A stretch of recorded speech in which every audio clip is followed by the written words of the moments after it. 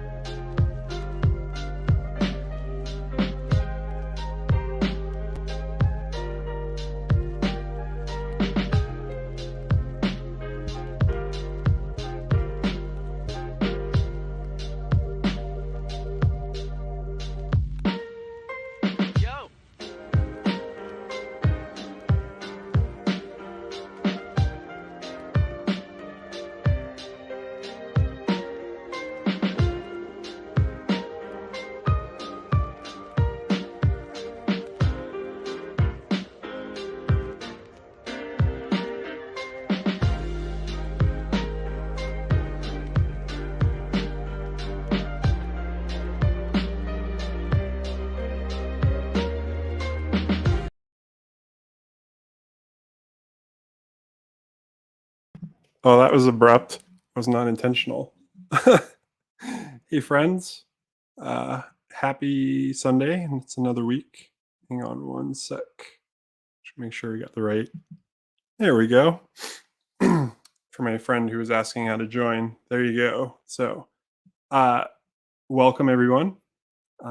This is a space in which to invite people to share what's going on, where they're at, how they're doing, what's been going good, what you're celebrating, whatever you really want to talk about, whatever challenges or things you want to face. Could be a question about neurodiversity, autism.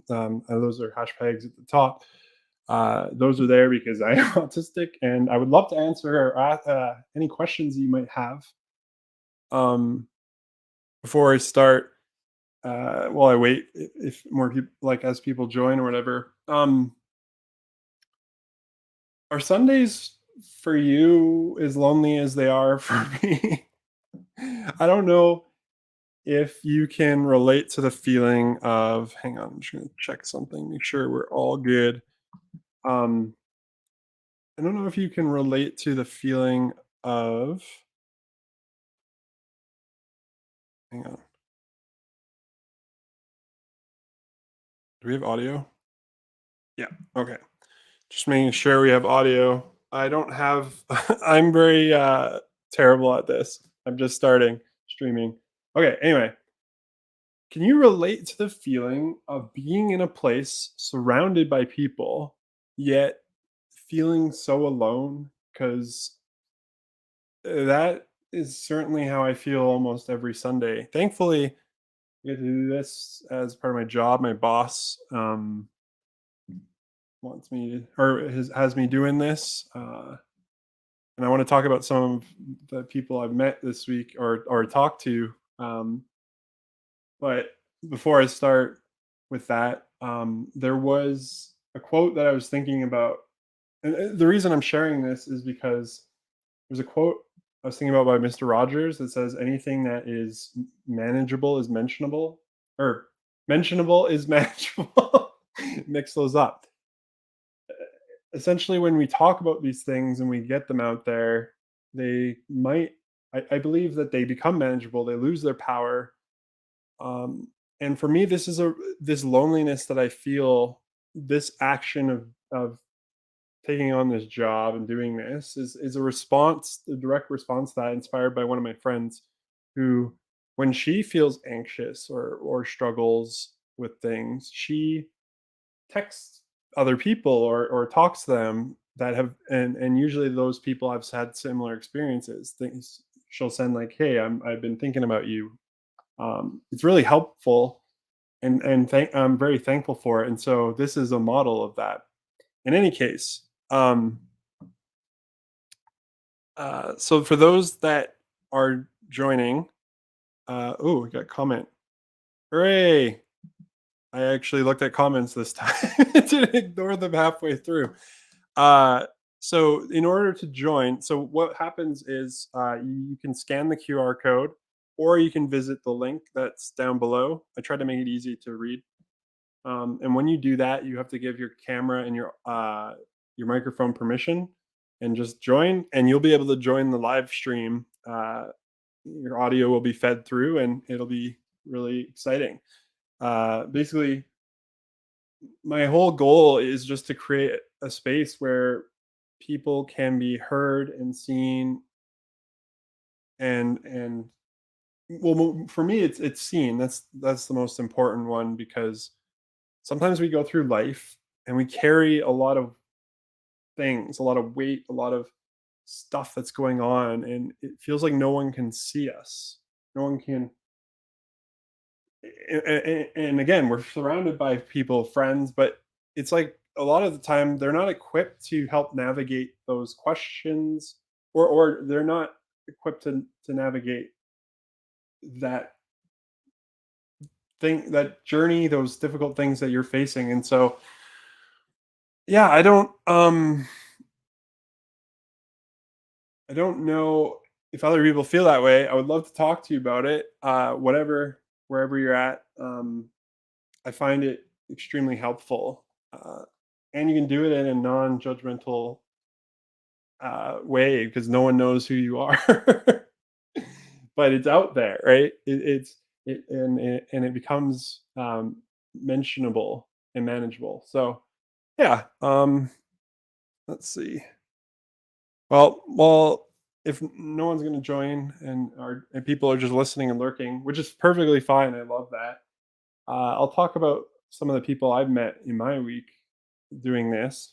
So, as you know, Haven is a small town, but uh, you start to get to know people as you spend time intentionally doing so. Anyway, um, I was reflecting on last week. I talked about how my buddy works at a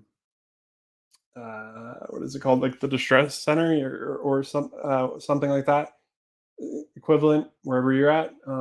He does it as a practicum, and he's saying that he gets 20 minutes to talk to people, and then that's it, and wishes them on their way. Now, it was funny because I was helping run something, and there's an individual in this program, and he told me he wanted to see a counselor. He wanted to speak to a psychologist, or if we had any recommendations for him. And I was like, well, what you're asking for, unfortunately, has like a really long wait. It's like 6 months, like to like, at least if you don't want to pay $150. And so he's like, can I talk to you? And I was like, wow, that was like a really extremely vulnerable and like kind of risky, impulsive thing to do. And I was like, yeah, you can absolutely talk to me. And so we went to a different room, and I invited him to sit down, and I was sitting in front of him, and he starts to proceed to tell me how his cat died, and how he was so wrecked by this his cat dying.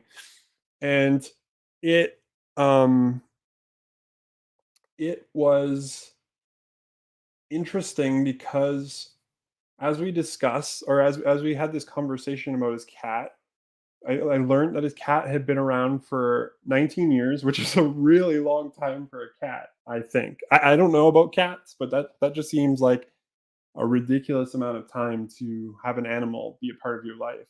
Um, and so to have that there and then the next day it's gone, it, it's a lot, that type of grief. And I was reflecting on how this thing about, I mean, it's a significant thing, had basically impacted all the things in his life around him. He wasn't able to do the everyday norm. It was a debilitating experience, which grief can be debilitating. It can. I know all too well about grief, and so anyway, he proceeds to tell me this. We have a conversation at the end, and it's only a 20-minute conversation, ironically. And he tells me this is all I needed. And I think about how having that conversation, then he was able to then do all the other things that he was struggling with before. And it was just a simple conversation of being seen that allowed him to continue on. And so I guess I'm learning, or I'm taking back the value of what 20 minutes can bring.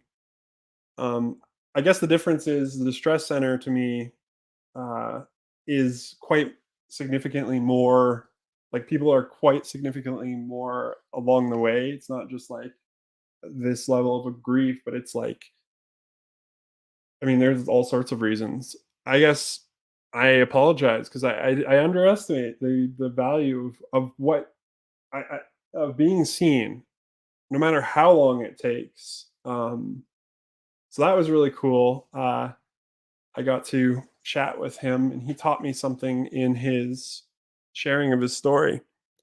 Um, oh, got a comment.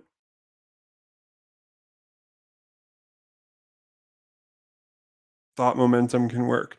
Yeah, I was talking about Kirk. I was talking about that uh, last last week. I was talking about how we don't often think about what we're thinking about, and because our brains are basically filled with these neural pathways that um, it can, if you don't think about things, you can just go from the next thought to the next thought. And oftentimes when you do that, whatever you're feeling and thinking must be what is true.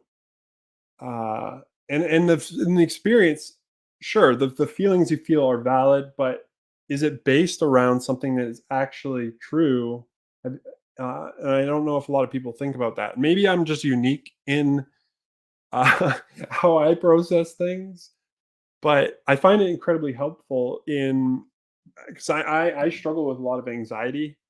I struggle with a lot of thought spirals, especially because of my history and my past and a lot of negative experiences. And so it's an important tool that I've come with. Asking, is this bringing me closer or further away from my values? Because it's important, right? For me, I want to know that I am, at least to the best of my ability and degree, within my own will of thought. Like, I'm doing these things because I want to, because and I'm not being led or being controlled, quote unquote, by my feelings. Um, but it can be overwhelming, and some areas that we connect to are a lot more, a lot significantly more powerful.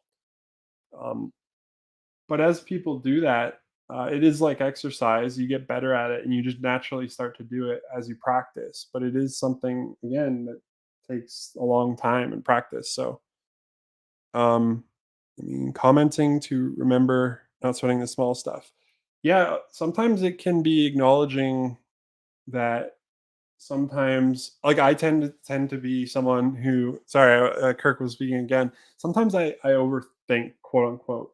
I tend to overthink about things and how that can cause problems. It's ironic saying, like, think about what you're thinking about, but then overthinking can cause problems where it's like you get into analysis paralysis, or you get into, like, everything's got to be perfect. I think those are sometimes a result of trauma, not actual. I mean, to a degree, they're not negative things. Our body is trying to protect us, but um, it's why I love the night sky. I love looking at the night sky. Actually, in my room now, I have a projector of basically the Milky Way galaxy from the northern hemisphere. I think basically the night sky. It's a little planetarium projector, and I put it there to remind me, and I'll go outside too. Like, you know, I just like staring and reminding me, like every all of this, the things that like one day this won't be a problem. One day I won't be thinking about this. One day I won't be giving as much energy to it. And there are things that I should, but is it taking away from my values? Is it moving me further or closer to them? Those are questions that I kind of wrestle with. So, like, not sweating the small stuff, as a turn of phrase. Sometimes it doesn't need to be perfect. It doesn't need to be exact. It doesn't need to be right as you want it. I think sometimes also that can be an element of control. We want to feel like we're in control of, and maybe of our environments. I was just wrestling with the thought in my head of like, well, am I doing that with my thoughts? uh, I think it's setting boundaries around them, which isn't different for me, is different than control. Control is like I'm I'm trying to. I mean, the only thing we can control really is ourselves and how we choose to respond to the circumstances and situations around and people around us. Um, so that's something I would like to maintain, I suppose, especially me being someone who gets really flooded very quickly. Um, you're on. Go. I don't know what that message means. Let's see what else you're saying. Making a commitment. Pour out your cup of tea because your mind has become full and therefore unable to flow easy. And one's thoughts have become disproportionately important to reality. Yeah, I think sometimes it's like the 20-minute conversation with that individual. Once he had that space for that grief to be witnessed, he was able to continue on with his day and his week. Um, I think a lot of us have the tendency to ignore these thoughts and feelings or bury them or not feel, and they will fight to be seen because they're a part of us and they're important. And so one of the things that my psychologist actually has given me as a tool in the past is, can you give like 5 minutes to just feel those feelings? Like if you're feeling grief, to cry and to feel that loss, or to to have that space for that feeling. And you can even set boundaries around it. It sounds weird talking to yourself, but being like, okay, I we're going to take this 5 minutes, we're going to process and allow whatever thoughts and feelings to just come, and then I need to be able to work on these things, and hopefully later I'll be able to address this again. I think when we leave it in ambiguity, in abstract, in just swirling around in our heads and not actually processed, it can become difficult to manage. And especially later, because I think it connects to other things that we're not aware of because we haven't. Um, oh, what you resist persists. Yeah, and I say what you run from, you'll become. You can't. People think that they can avoid their pain, but I think about Cowboy Bebop. I don't know if you've ever seen that anime. Uh, and at the end, it always has little taglines. But the whole theme of the show, I mean, I don't want to spoil it. If you've never seen Cowboy Bebop, you should watch it. It's really good. But one of the lines says, "You're going to carry that weight. You can't escape these undealt things in your past, so to speak. You can't you can't avoid these thoughts and feelings. They're part of us. And sometimes I think in our lives we get told, especially around, like, I don't know, even genders, or as a guy, I'm not supposed to cry. I'm not supposed to share my feelings. And then I watch as the guys around me can barely talk about what's going on, but I can see it in their faces, the weight they carry. And I mean, I cry. I cry all the time. Uh, I, I've chosen, especially in this season, I find myself to embrace all my feelings, to feel them, to lean in, because I believe that in doing so, um, it's a working through the process. You can't go around, you can't get over. You have to go through it, as painful as it is. But I have found that going through things, whether it be the intense depression that I've experienced or other stuff in my life, I have found some of the greatest sources of healing in the places that I was trying to avoid or wasn't even aware of. That this pain or this grief or this sorrow or whatever made me aware of. And it's made me a more whole or complete person who is aware. Uh, Martial arts training is like therapy. Oh man, I wish, part of me, or sorry, I wish, but like, I think I want to get into something like that, uh, particularly around the idea of discipline. I really struggle with, especially when it comes to exercise. Um, but it's always something that I've kind of thought about, and something in the future, like, I want to start doing is exercising a lot more, especially as I get older. I just celebrated my birthday on the 11th, and just reflecting on the fact that I'm not as young as I used to be. I'm not old, sort of, per se, but uh, as you get older, your body isn't able to do, like, you got to look after it, and I haven't done a good job. Um, I've been mostly trying to manage the immense amount of trauma and other things that I've experienced.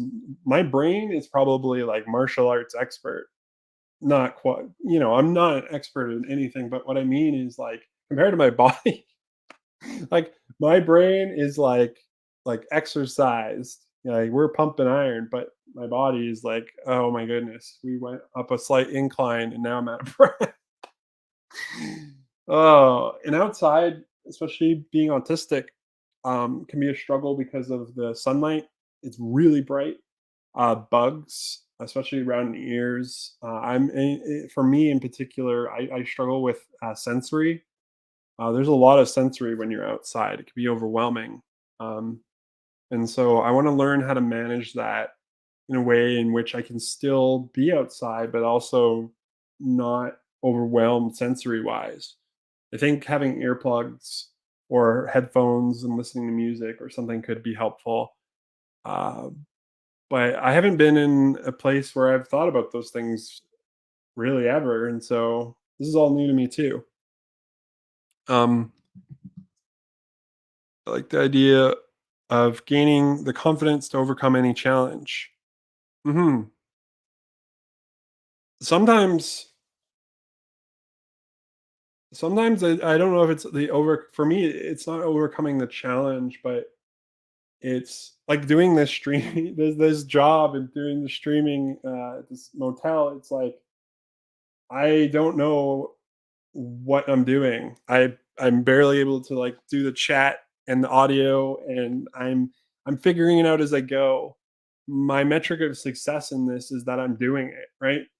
Um, the I and I guess it's important to do these things because then I can point to them later.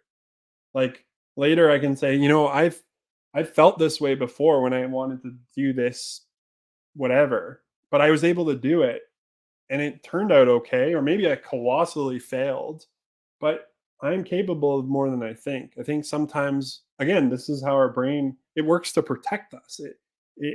It's like, hey, don't do that thing. It hurt you last time, remember? And we're not going to.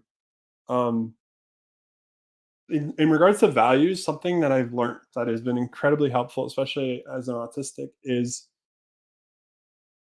so I think about someone inviting me to, say, a party. And in the past, I would have just said, no, that party's overwhelming. I don't want to go to it. It's just going to be really terrible experience. Now I try and say, I acknowledge that I feel overwhelmed and anxious and it might be overwhelming, but seeing these people and connecting with them and having conversations and being seen and experiencing other humans is an important value to me. So, can I be uncomfortable in that anxiousness and that anxiety, in the uncertainty of knowing if I can do it or not, knowing that I'm still moving in line with my values?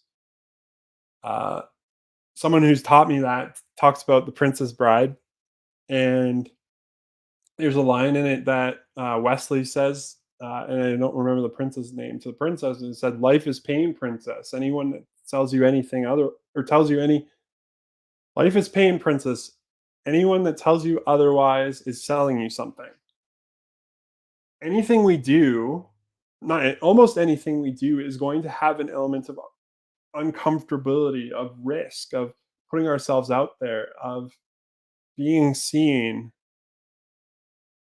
And if we allow that pain or that difficulty or that challenge, whatever, to stop us from doing things, then I don't know if I want to do that, especially anymore. I used to do that. That was my habit. Um, but I I want to be someone who, despite those things, still chooses to live in line with my values. It can be again, it's another exercise and another practice. And eventually, as you do these things, they become natural and they just become an outflowing, because your brains are extremely malleable. Um, Replacing it with optimism. I I don't know if it's optimism or if it's just bringing the other side into the conversation, especially as someone who tends to think a lot more negatively about things in the past.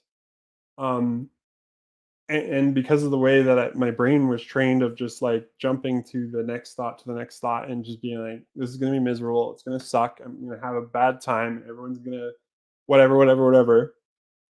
um it's not so much being optimistic, but it's just bringing that truth of, well, maybe it will go well, maybe it, maybe we aren't at where we were before, maybe I've grown and I'm not the same person. It's just it's allowing that into the conversation. So I don't know if it's like, because I struggle with positivity or optimism, especially from the toxic sense. This isn't what I'm saying. I'm not saying, and I'm not saying that you're saying I'm saying that. I'm just clarifying that I don't like the toxic optimism that's out there. That's like, life sucks, but blah blah blah blah blah. Everything is great. Who cares? I think that's just as bad as the negative side. It's not living in the truth of the reality that's taking place, and not actually. Um, I think people that live that way have stopped living. That hide or run away from their feelings. And I know that it's difficult. I know it's challenging to go into those places, and I know it takes a lot of work, and I think it takes a lot of self work and understanding. But I believe that it is worth it. I mean, you're worth it, but like, yeah. Well, okay. So Kirk, you're saying, um, it'd be awe inspiring to live exactly where my values are at. Uh, I think the the what am I trying to say? I think a lot of people have not spent a lot of time with themselves. We keep ourselves busy. We quiet, or we add noise to the silence. You ever sit with someone and they can't sit in the silence? It's very interesting. Uh, like, we got to keep distracted. A good exercise that I would encourage people, especially like when you think about values, is like, do you know what your values are? Do you know what is important, or like like what drives you, or where you gain life, or whatever? I would sit with yourself and maybe list some of those things, and then when you're in those situations, when you're struggling to, with that anxiety or that overwhelming feeling of dread or whatever. Sorry, I'm burping. um if you can reflect on those values that you wrote down and say, are these in line with that? And I think, yeah, it would be awe inspiring. It just it does take, it's like the martial arts. It's like martial arts for your brain, in my opinion. uh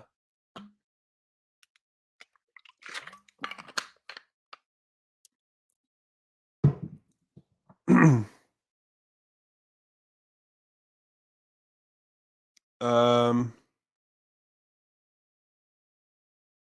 let's see, one value that I have actually discovered of myself is kindness, diplomacy, and generosity. Yeah, those are excellent um values.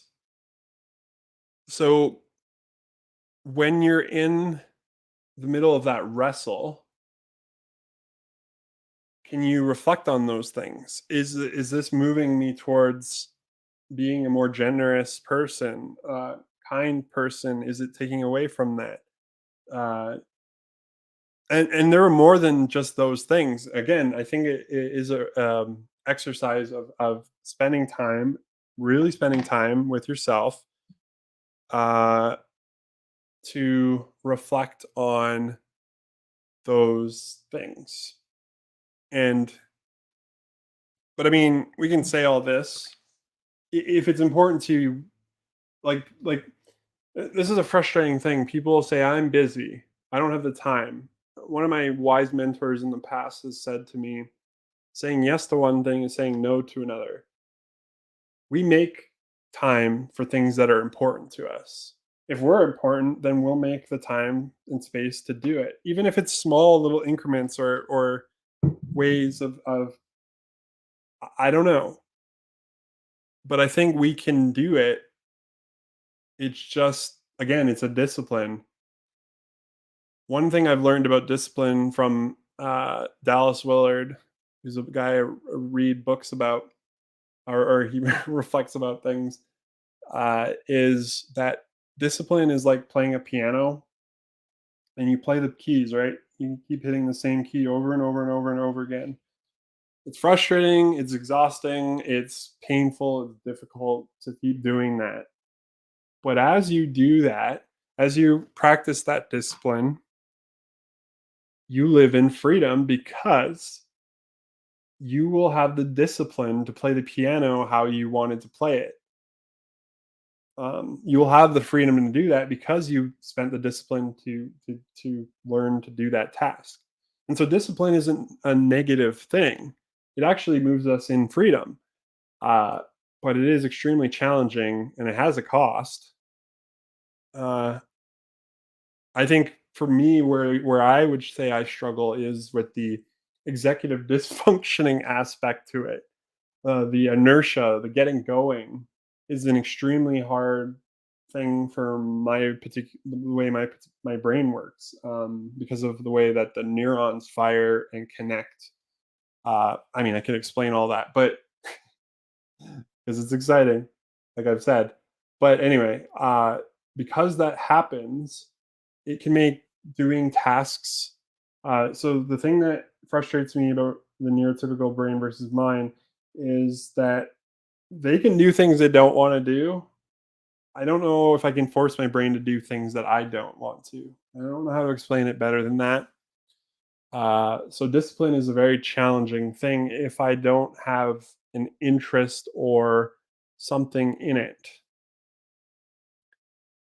I'm a lazy person. I think we, I think we all have those struggles of doing things we don't like.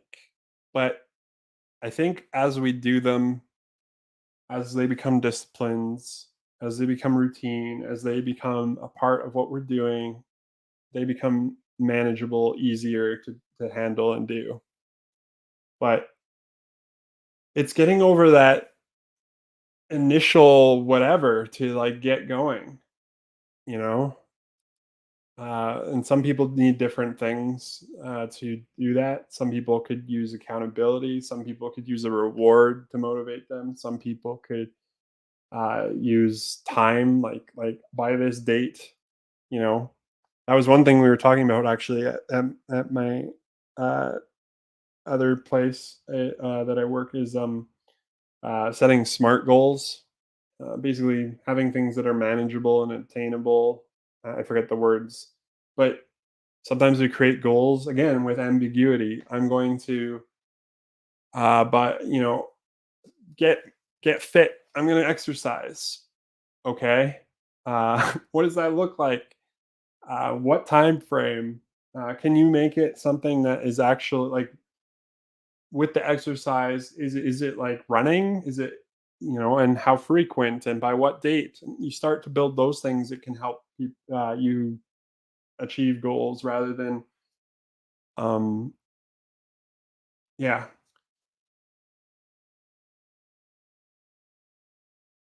Yeah, when you say that with mastery, because I think you have the focus around martial arts. Is it Bruce Lee that says, I fear the man. I don't fear the man." Oh, what is it? It's a quote about kicks, and he's like, basically the line talks about how he fears the man who's practiced the same kick 1,000 times. But I can't remember the other part of it. But it makes sense. Uh, the discipline of doing things.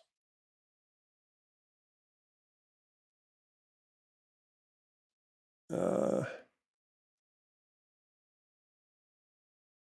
let's see here. Does anyone have any thoughts, questions? Would you like to join and talk about stuff that's going on in your life? Maybe uh, what your week has been like, what's been on your mind? I love that question. People like to ask, "How are you doing?" I hate that question so much because a lot of the times is it a greeting or are they actually asking me how I'm doing? Um, this is the neurotypical language little things. It's like, what is the question you're actually trying to, or what is the response that you're actually trying to get from me? Some people genuinely care about how I'm doing, and then others, I've been to church where someone says, "How are you doing?" and I proceed to tell them, and they are like I tell them about my whole day, my life story, and the toast I ate that morning, and they're so overwhelmed. They think, but that was the invite because my brain is very literal. Uh, and you said, "How are you doing?" So I like to ask better questions, like what's been on your mind recently? Like what have you been reflecting and thinking about? What have you been learning? What's exciting you? Uh, you know, but the English language is very interesting. How do you activate your microphone? Oh, okay. So if you go to the lock icon beside the URL, where it says streamyard.com/ blah blah blah blah blah. It, if you're on your computer, it will have a allow access to your microphone or to your camera, and that's how you would do it on mobile. I think it's the same, or maybe you have to close the website and refresh it. I'm not actually sure on mobile, but that's how you would access it. But essentially, when it asks that, it's not trying to steal your information. It's trying to get you're basically giving permission for it to take your audio and your video to this live stream. I mean, I'm gonna your video won't be on. It'll just be your audio. So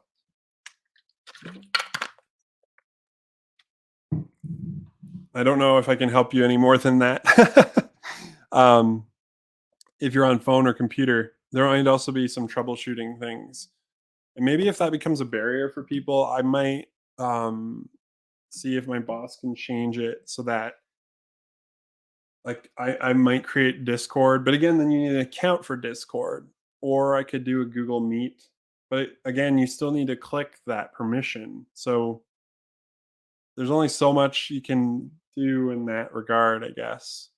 Uh, Another thing could be to like get a toll-free number or something where people can call and I just pipe the audio from a different source to the stream.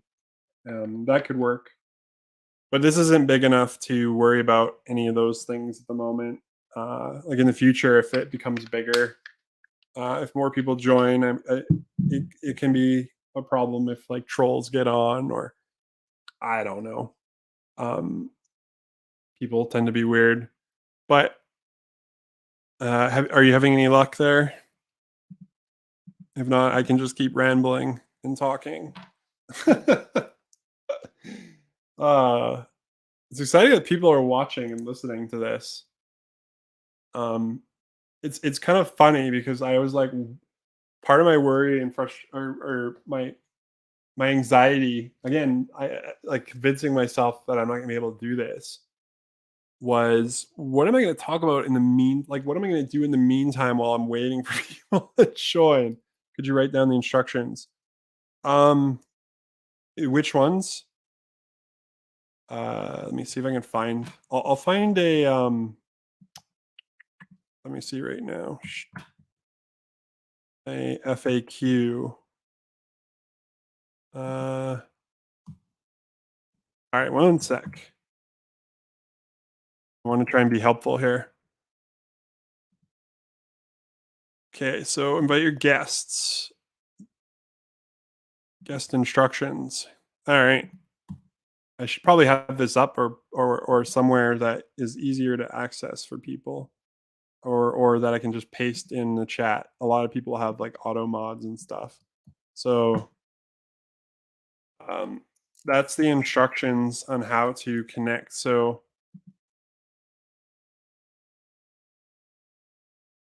yeah, you just have to make sure you give the access to the camera and the mic.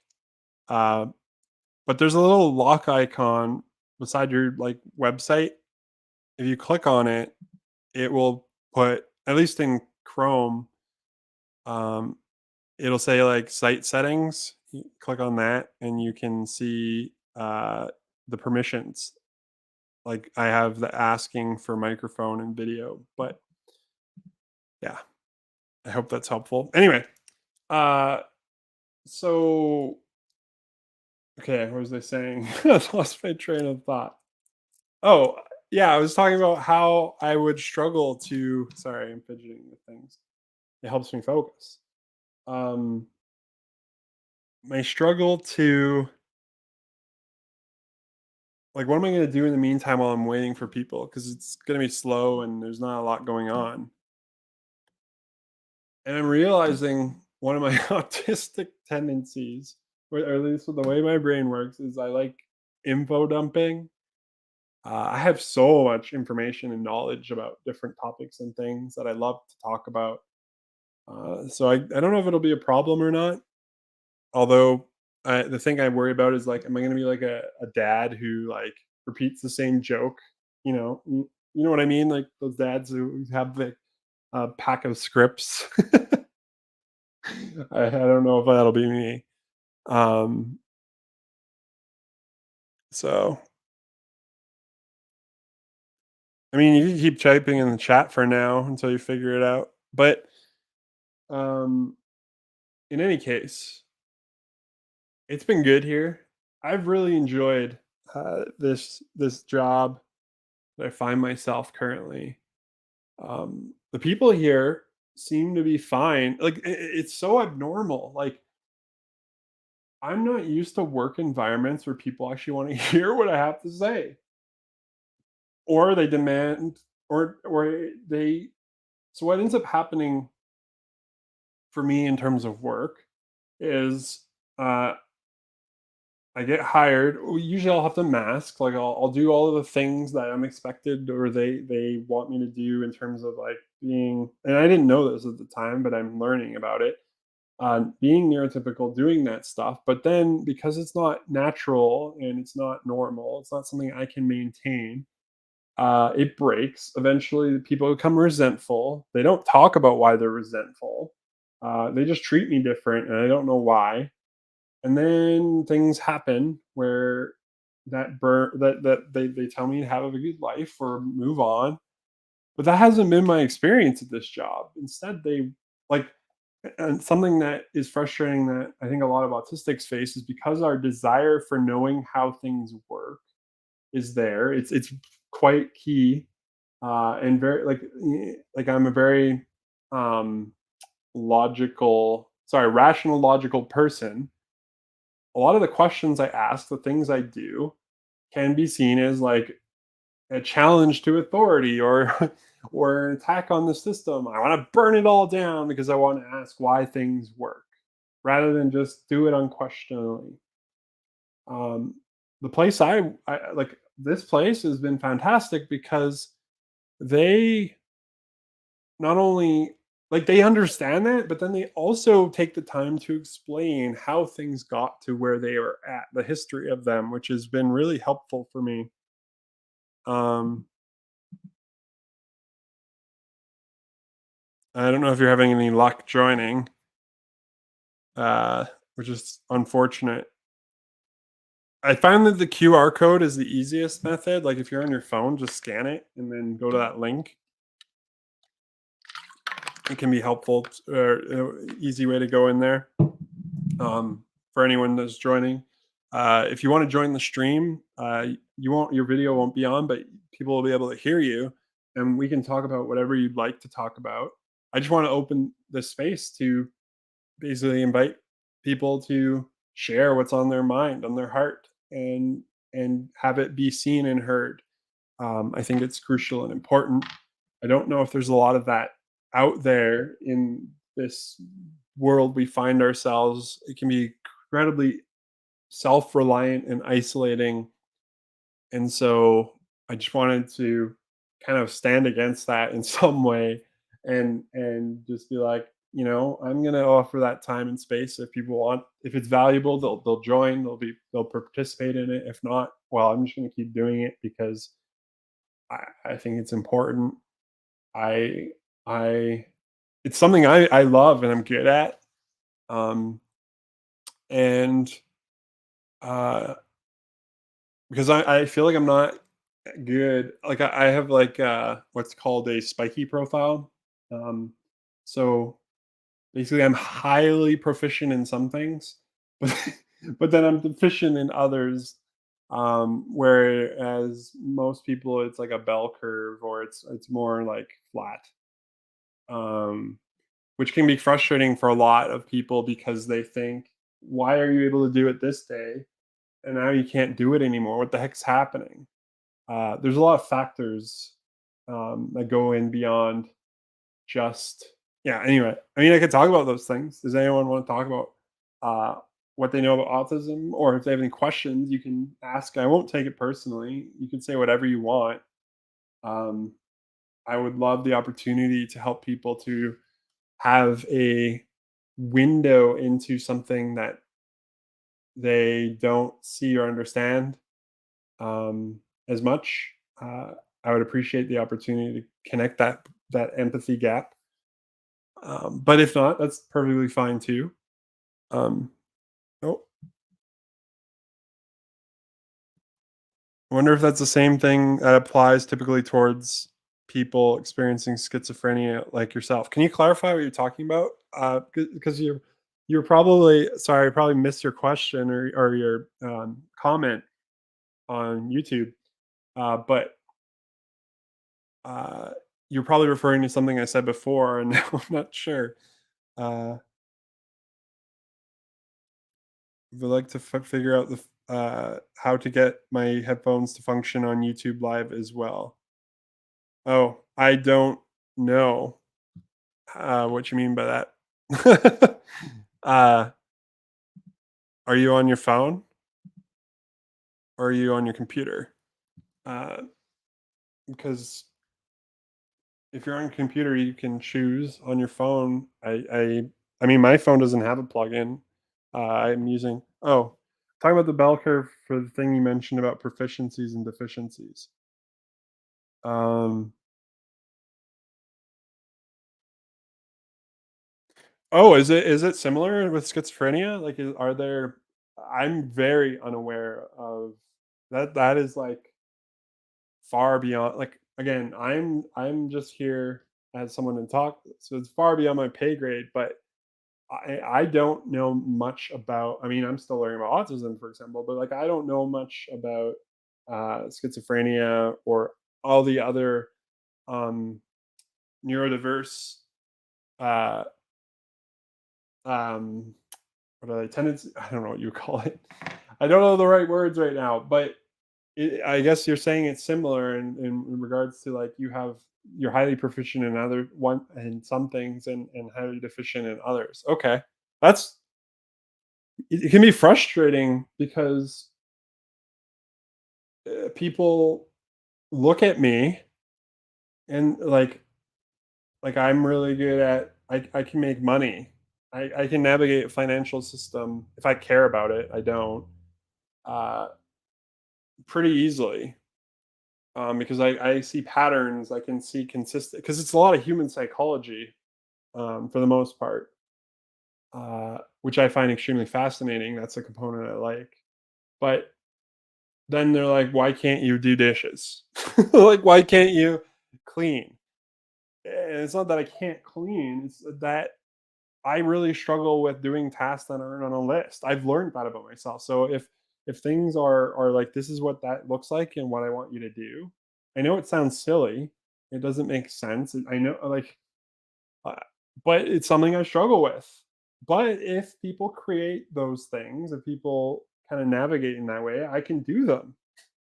It's just when it is for some reason when things are ambiguous, it's kind of like um it's like clean the house. Well, what does cleaning the house mean? I can take a guess at what some of those things are. What would you like me to do? Um and if I'm younger, like and this is I think about like employers and autistics, it's like what does that task actually look like? I remember going to junior high and junior high I had I was in auto body, and the teacher literally just handed me an oxyacetylene torch welder and was like, "All right, get to like start doing it." And I'm like, "What are you talking? Like, what? I don't even know what I'm doing here." Like, turn the knob. Like, I knew the clicky turn the fire on, but I'm like, I'm gonna blow this place up because I don't know how to use this torch.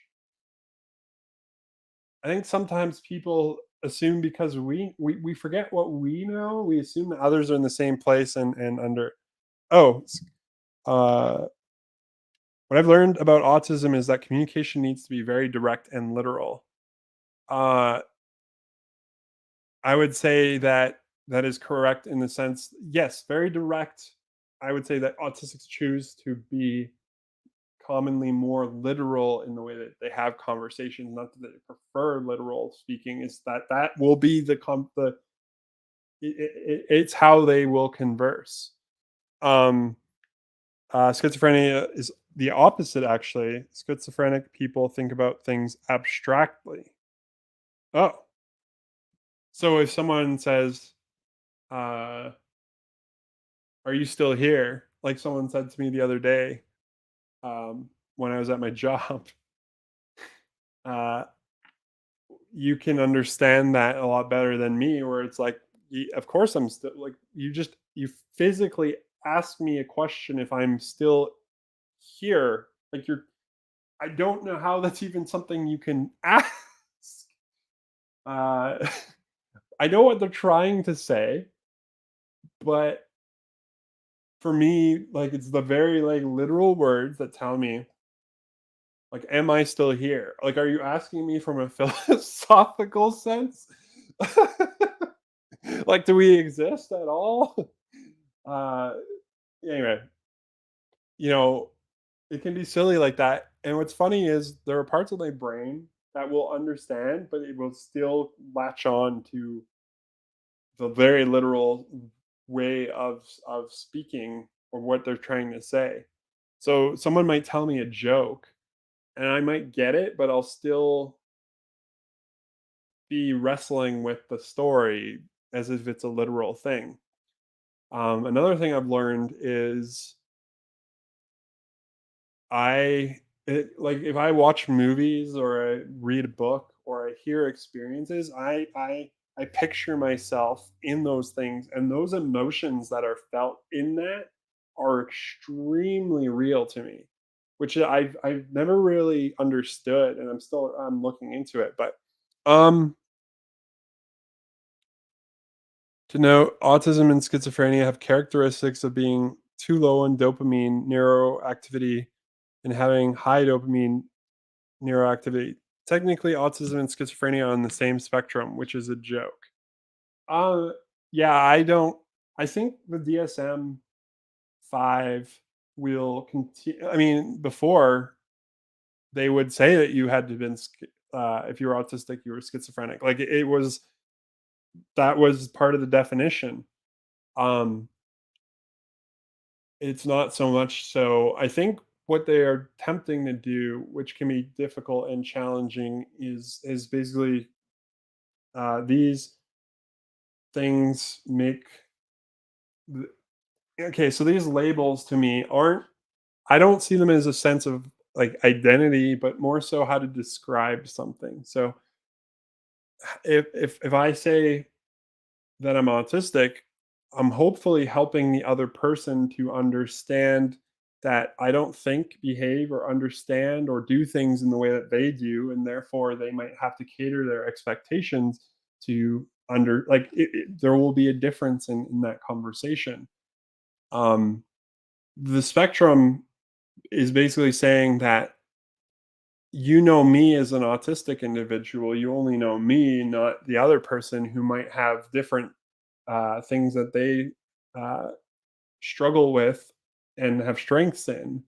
For example, I really struggle with sensory. Like that tends to be like noises. Like I can hear the cars that are driving by outside.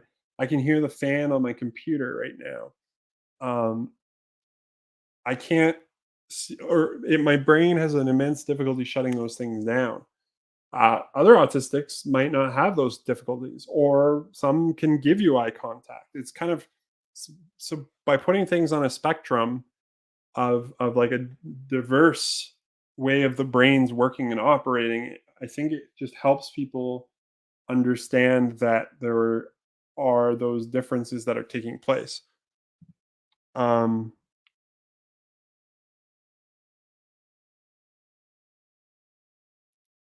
uh, Someone said that, "Are you still here?" I take it as my mind must not be upon presently understood circumstance. I literally know that particular thing I'm not identifying. I'm just like talking with people in general. Like it's not just uh like there are other people who are going to watch this and other people who are going to join and other people that might not understand aspects of neurodiversity. Um and so it's my opportunity to talk about them, not just respond. Now, if we were having a conversation, audio wise, I would be talking just more to yourself than in general. But right now, it's like that because I'm just reading comments.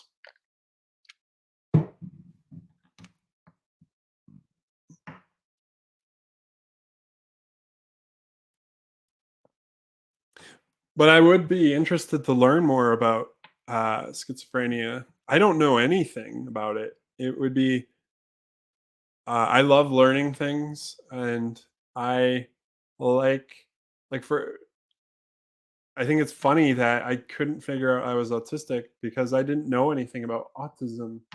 I didn't know anything about I had a picture of some of it in my mind, but I didn't really think about it before. And if I had known what I'd known, even just looking at the questions and the to test it, like I would have known. So it, I guess what I'm saying is I know some uh terrible, not terrible. I have some pretty uninformed ideas of what that is, and I don't want to stay in that place. So it'd be fascinating to uh I disassociate with myself with my established grip on what I know to be true of reality, so much so that I substitute the established facts with something absurd. That's when delusions can manifest. Disassociate.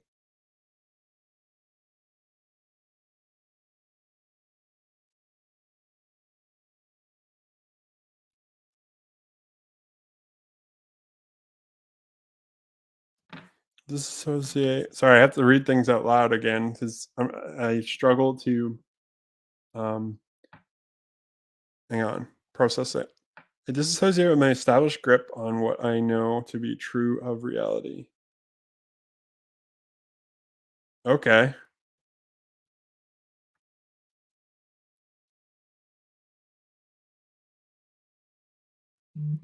The truth may not seem true. The truth may not seem true to someone with schizophrenia. Huh.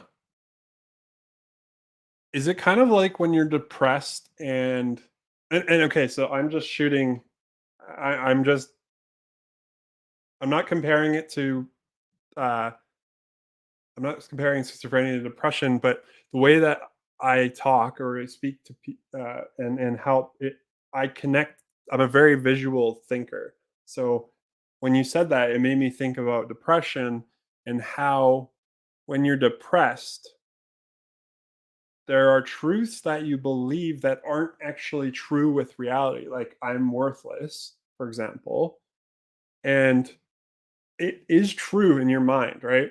You believe that, but then the world around you and the people are like, "That's not true." And eventually, because it's like this distortion that takes place. Um, is that kind of what you're talking about? As 4 plus 4 doesn't equal 4 because I came up with another answer for this simple fact of math. I'm not quite sure. You're following, by the way? Okay, that's good. I'm glad you're understanding. My friend just texted me and asked how people are posting in chat. Uh, well, my friend Kirk here is posting on YouTube, so he's just posting in the YouTube live chat. I'm also on Twitch, so you can just post in the Twitch chat, and I'm on Facebook, as archaic as that is, and you can just click on, and you'll be able to chat live there too. Um, now, if you're on a different platform, you won't be able to see these comments, but I could display them on the stream if I wanted, but I'm not going to. I'm just going to read them as they're here because I think that more helpful. Uh, so if it seems like I'm out of context, maybe it would be helpful to have them on the stream. Uh, I just don't like how uh, this person has their full name and stuff on it. As their picture, so that would show up, and I'm just I want to keep the anonymity. Anemone. It's like try to say those words. I struggle with that for some weird reason. Um,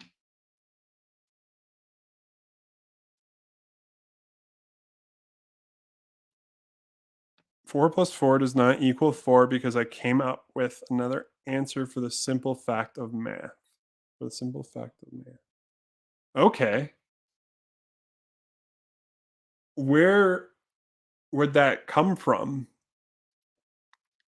And then so when that simple fact comes in, it becomes the truth of the matter in your mind, and that must be so exhausting to live in a sense of like wrestling with what is true of reality, especially if you don't have control of it. Some people, like they think about depression. I mean, you don't have control of those negative thoughts, but like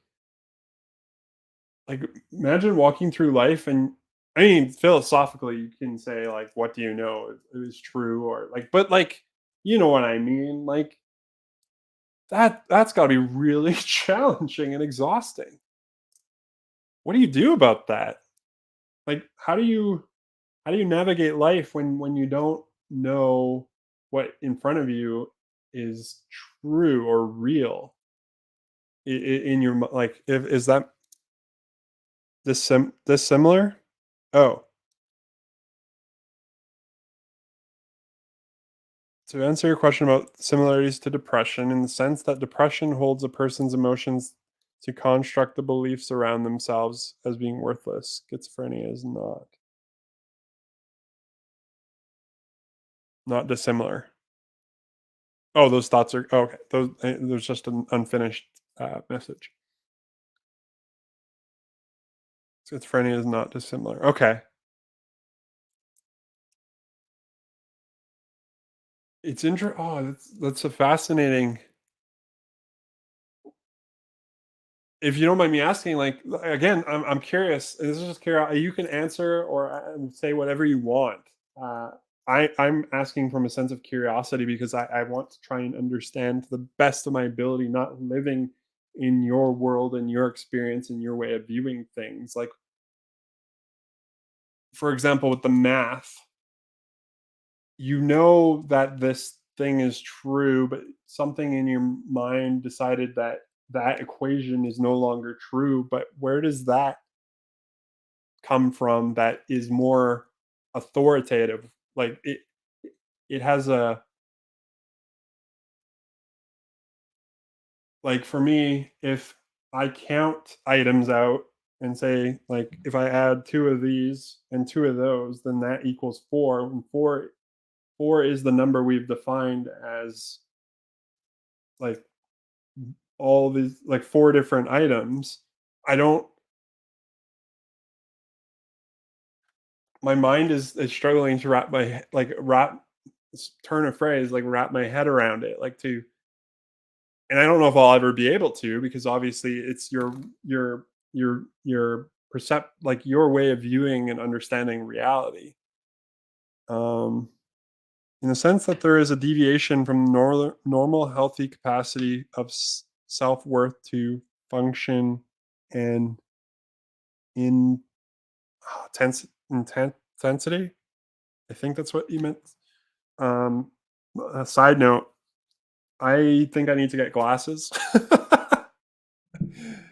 And the idea of having to wear glasses is so new to me. Uh, but I can tell that my eyes are definitely struggling and straining. Anyway, interact. Okay. So let me read that again with that word, replacing it because it'll help me with the context.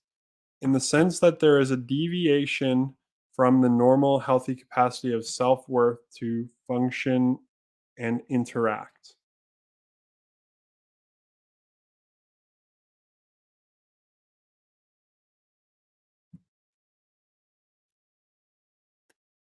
How do you know it's healthy? Like, this is where I would wrestle because if you're struggling with senses of reality and truth, what makes that more authoritative truth versus the math equation 4 plus 4 or 2 plus 2 equals 4? How do you know that um, that is normal or healthy, if that makes sense?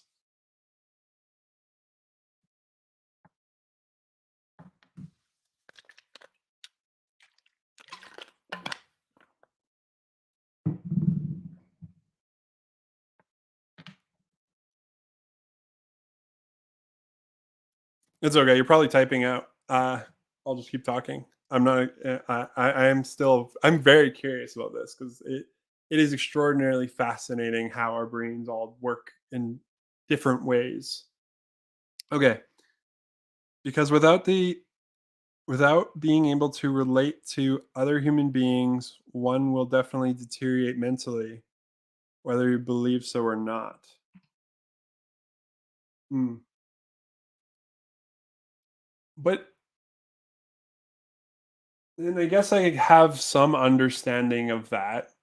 Being autistic, it's like I feel like I'm an alien. I feel like I don't belong here. I talk or I watch people interact, and I don't know the social rules that everyone else has seemingly picked up. I don't know when I'm supposed to speak and when I'm not, or who I'm supposed to speak to or when I'm not, or how I'm supposed to say things. It has left me feeling, yeah, and it causes, what the worst part for me is people not understanding that these challenges, it's like me coming like a foreigner to another country to speak, like I'm trying to learn your language, and then but instead of being gracious, they get quite upset because they don't understand, they literally can't understand that people see and view the world differently, it feels like. uh But there are some who have tried, and there are other autistics that when I'm with my group of people, it doesn't feel that way at all. All these it's really fascinating when you're in a group of autistics, and they're all interrupting, which I love because interruptions to others can be seen as rude. But for me, it's like I'm really excited about a thought, and typically I understand what you're saying, so you don't need to keep going. It's efficient. So if you watch how autistics can interact, it's like they can jump, jump, jump, uh, and nobody takes it personally. No one thinks it's rude. No one cares about eye contact or uh, whether someone's speaking too loud or too quiet or any of that other stuff. Sorry, I want to say crap, but it's that, and I feel like I belong, and so maybe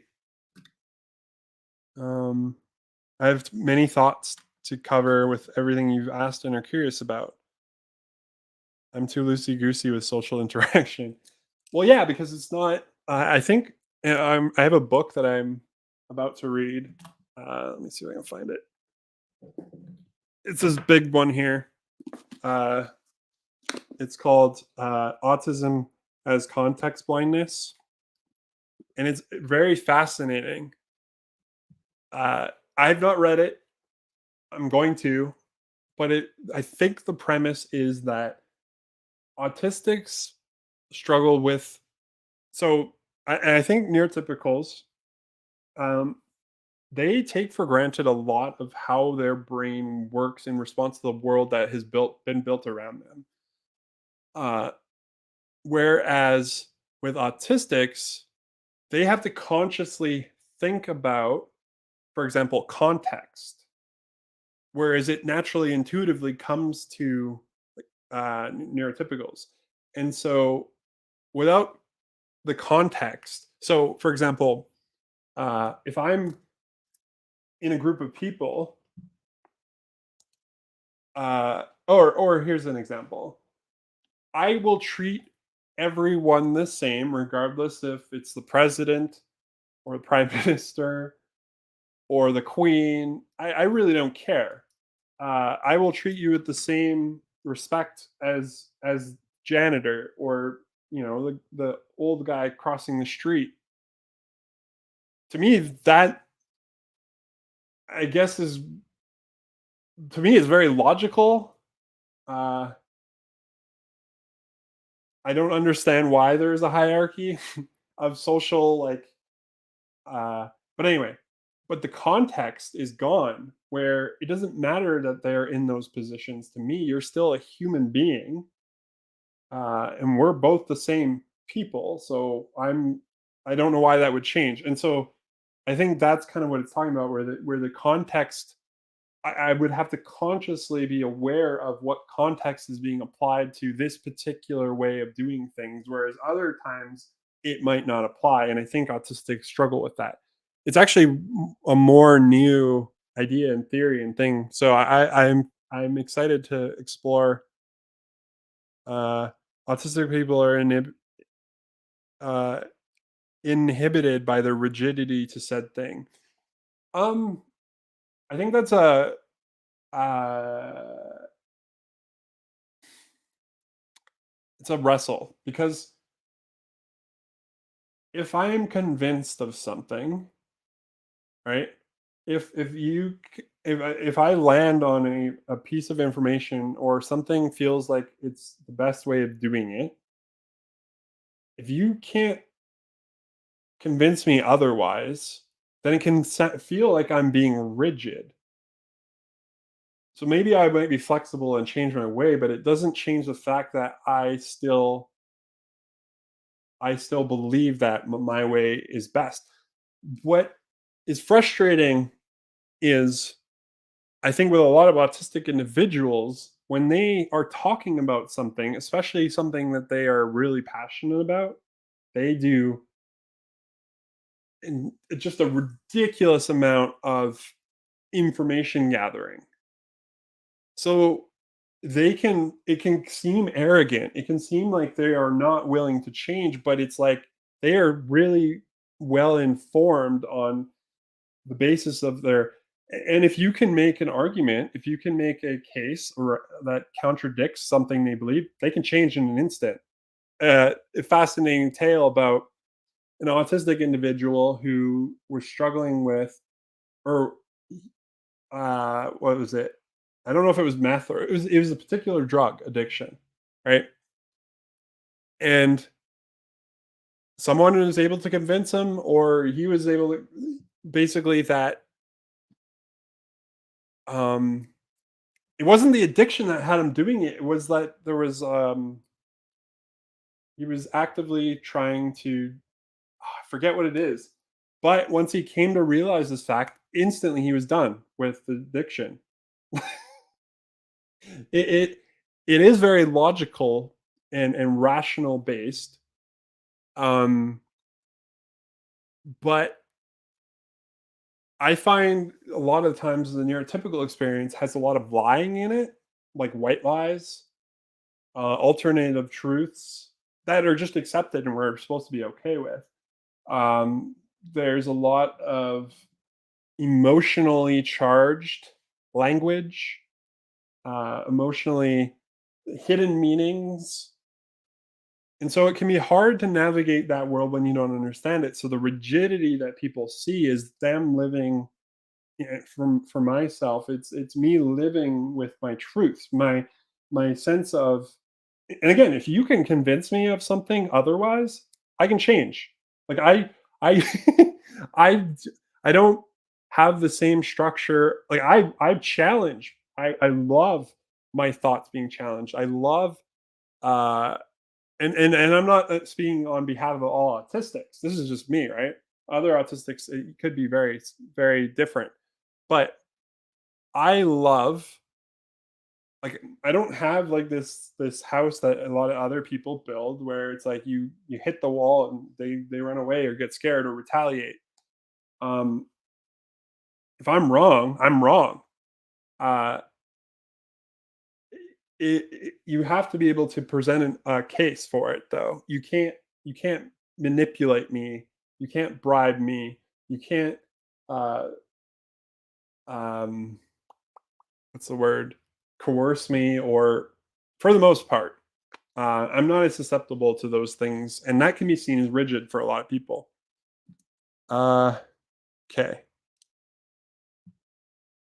Reliance upon the context for neurotypical people is because neurotypical thoughts are trying to maintain the truth of the matter and to be true to themselves and kind to others all the same. Well, I don't even think they're aware of it, right? I think it's just, again, these things come so naturally because because they live in the world that they've created. Um, they don't need to think about.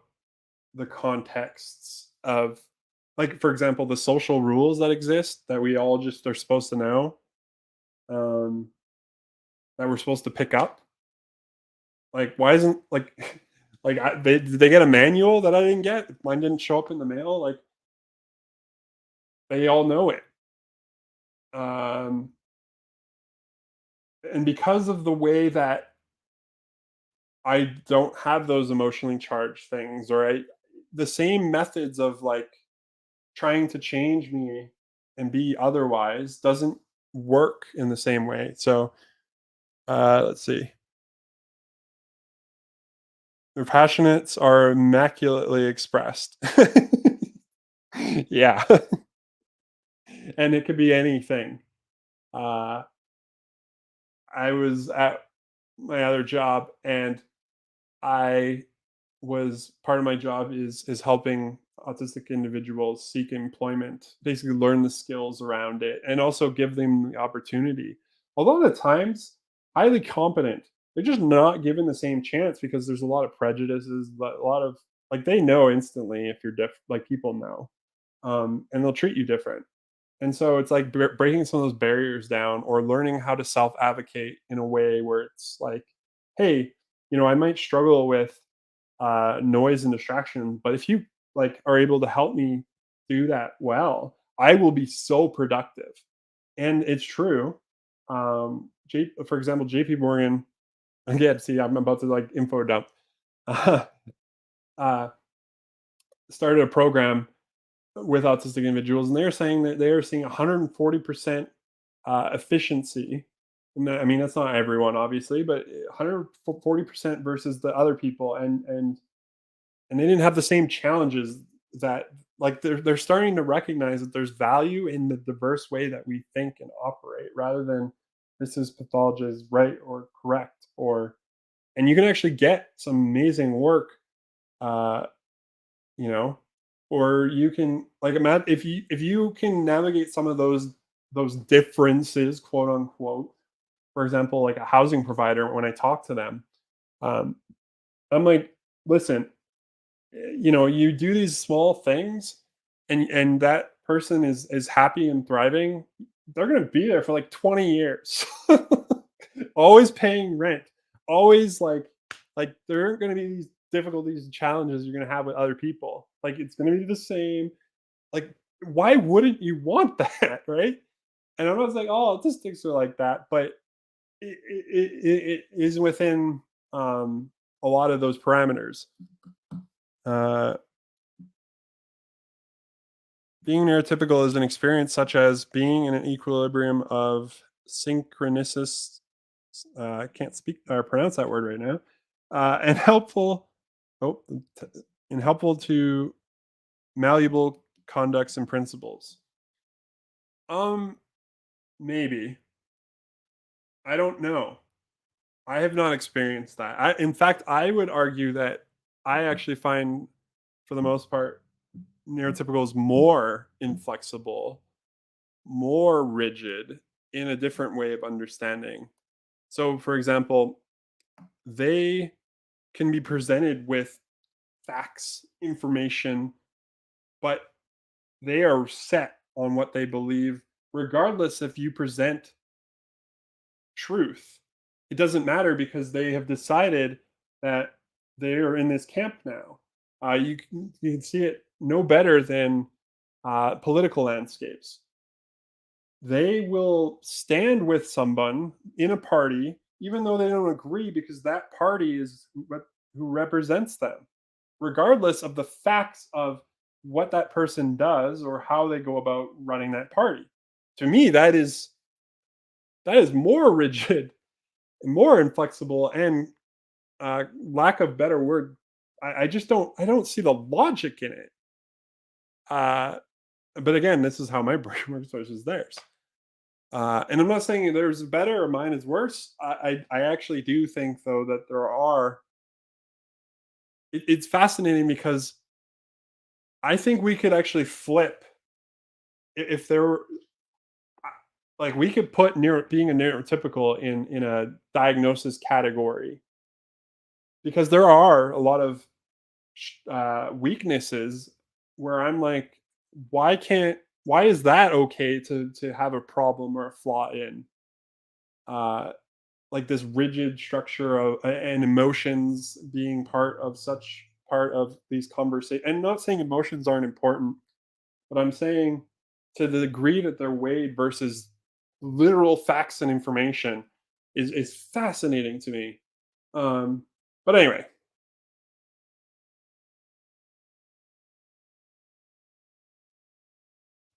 autism is an experience as it is incredibly difficult to be fluid in the process of developing and maintaining of helpful interest and may rely on the rigidity of a previous structure in place. Um,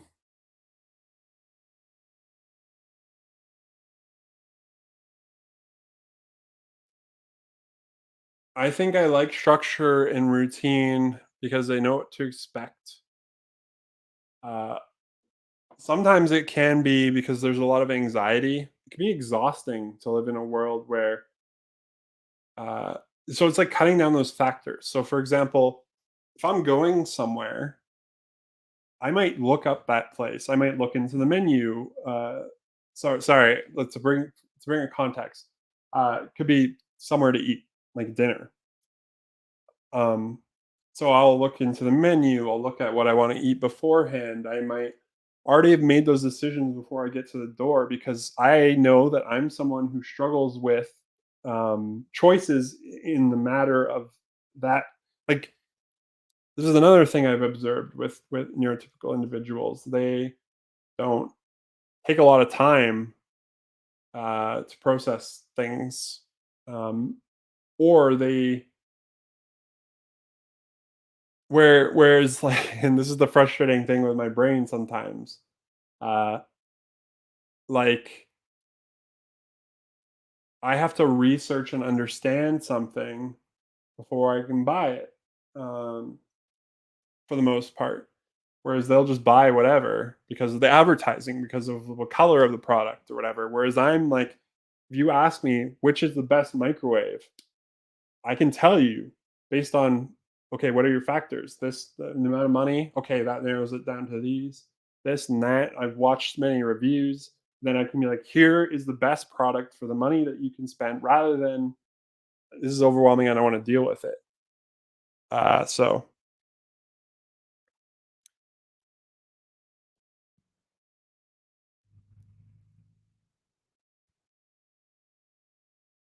the belief that their world is view is uniquely their own, yet within a boundary that, while different, similar enough as to not rock the boat. I think what my experience has been is, and there's a video I like to post or talk about.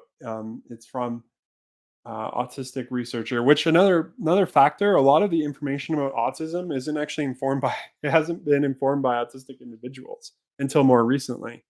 That's why you're starting to see a lot more diagnoses. That's why you're starting to see a better understanding, is because they're actually being involved in the conversation.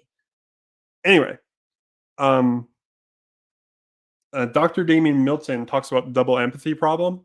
Basically, both sides of the coin, whatever, both sides of the diverse brain, so neurotypical and neurodiverse, have difficulty understanding each other. They both struggle with empathy because it's it's you it you can't really imagine or view a world you haven't experienced. So they both go into the world. The problem is that, well, not the problem. There's more neurotypicals out there. So what ended up happening is the way that they think and do things is pathologized as right, and anything different than that is seen as broken or needing to be changed or corrected or fixed. Instead, what we need to do is understand that, not everyone thinks and does things the way that you do. Some people are audio, visual. Some people need to see something being said, done in front of them. I was actually working with another autistic uh, lady this week, and she was saying or she was writing down the steps of how to do something. And to me, the way my brain works, I would rather do the task with someone helping me do it, and then maybe write down, or like I couldn't. But that's how her brain worked, and it was just fascinating to see. And she did the task, but it was just really interesting in this diversity. And so I could sit there and be like, my way is right or correct versus her. Like, why is she doing it that way? That's dumb. It doesn't make sense. Right. Or I can say, like, if that's what she needs to be able to do the thing that I do, like just the way that I do, need it in a certain way. Like, who am I to say it's wrong? But because there are so many neurotypicals, the everything that they do and the way they do it is correct. Um, Now there are components within autism that, and again, I'm only speaking on behalf of myself. It is debilitating. It is disabling. This is a battle that I think the community and people and myself even face. Is like, is are we disabled because we live in a world that disables us, or are we disabled because we have, like, there are things that are struggles? Now, for me, in my experience, if I build the right, or like if I can do and build the right way of doing things, I can thrive. For example, my boss has told me he loves my thoughts, he loves my brain, and the way that I talk with him. Nobody's really ever told me that before. Usually they get upset or angry, or why you have to ask so many questions all the time, or whatever.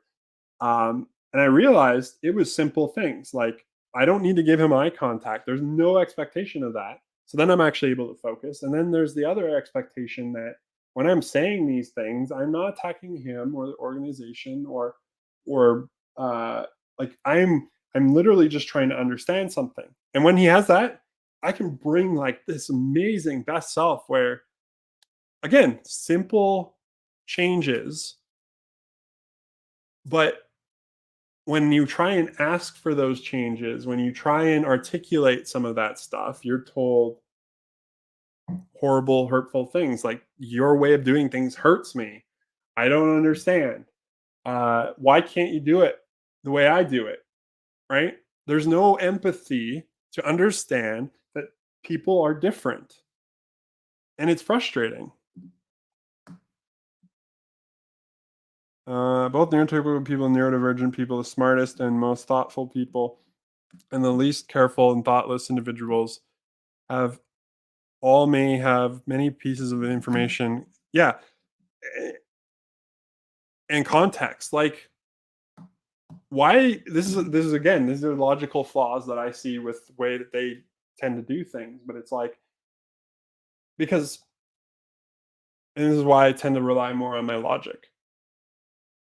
If I rely on body language, for example, and somebody's like checking their watch while they're talking to me all the time. In the past, I might say, "Well, this person doesn't want to talk to me. They must hate me. Why are they like they clearly don't want to be here?"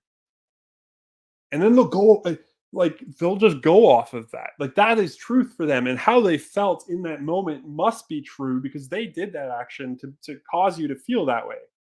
That to me is, I don't even know. Right? Instead of being like, "Hey, I see you checking your watch a lot. Like, do you have somewhere to be? Uh, like, am I taking up too much of your time? Like, can you tell me more about that?" And informing their perception of what's taking place. I think that with a lot of the neurotypical population, when they deal with autistics, because there isn't like a visible thing that is like disability, they can't seemingly wrap their head around that there is a different thing happening.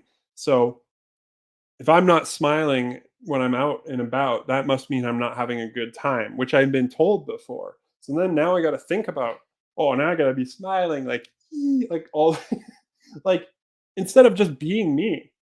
instead of them just asking me, "Hey, how are you doing? I see that you aren't smiling." To me, that normally means that you're not having a good time. Is that true? What's going on? And I would be like, "Oh no, I'm totally like I'm having a great time. I'm just thinking about blenders or something. I don't know, whatever." Actually asking and informing your context rather than just allowing these feelings to become truth. To me, that is a logical flaw in the way that, especially if that has failed. And I'm not saying my right way is right, but what I'm saying is these things are only tools in conversation.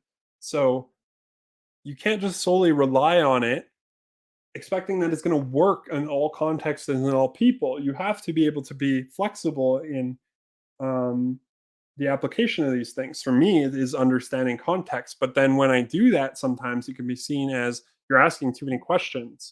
And it's like, I'm literally just trying to understand what I'm seeing in front of me rather than just assuming things. So,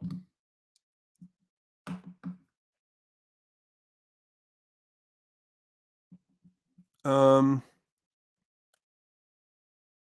let's see. Constantly gripe with the fact that what needs to be known is currently unknown, but the medicine is to allow the flow of patience and compassion towards that reality. Yeah, like if I don't understand something, who am I to judge why it's taking place in that way without, especially without having the context? I think it is a component of empathy to, for so there's I don't know what you would call it, fallacy, prejudice. I don't know. The autistics don't have emotions or empathy. That is not true whatsoever. The ways of understanding empathy are different. So for me, I I can understand empathy when there's like a reason, a logical understanding of why. If I understand that someone is upset and why they are, I am usually able to like be, if not more so than most people, to a ridiculous degree. But I can't intuitively understand how you are feeling. Now, the thing that I tend to do, and this might just be a trauma thing, I can per, uh, I can usually pick up people's emotions because of subtle cues, maybe the way they speak, the way they carry themselves, the way that they hesitate, the way that there are subtle things that they do which might clue me into something. So then I inform myself, hey, like, hey, you don't seem like you're not doing that great. Is that true? What's going on? They might say, no, you're totally incorrect, or actually, yeah, I'm really struggling with something.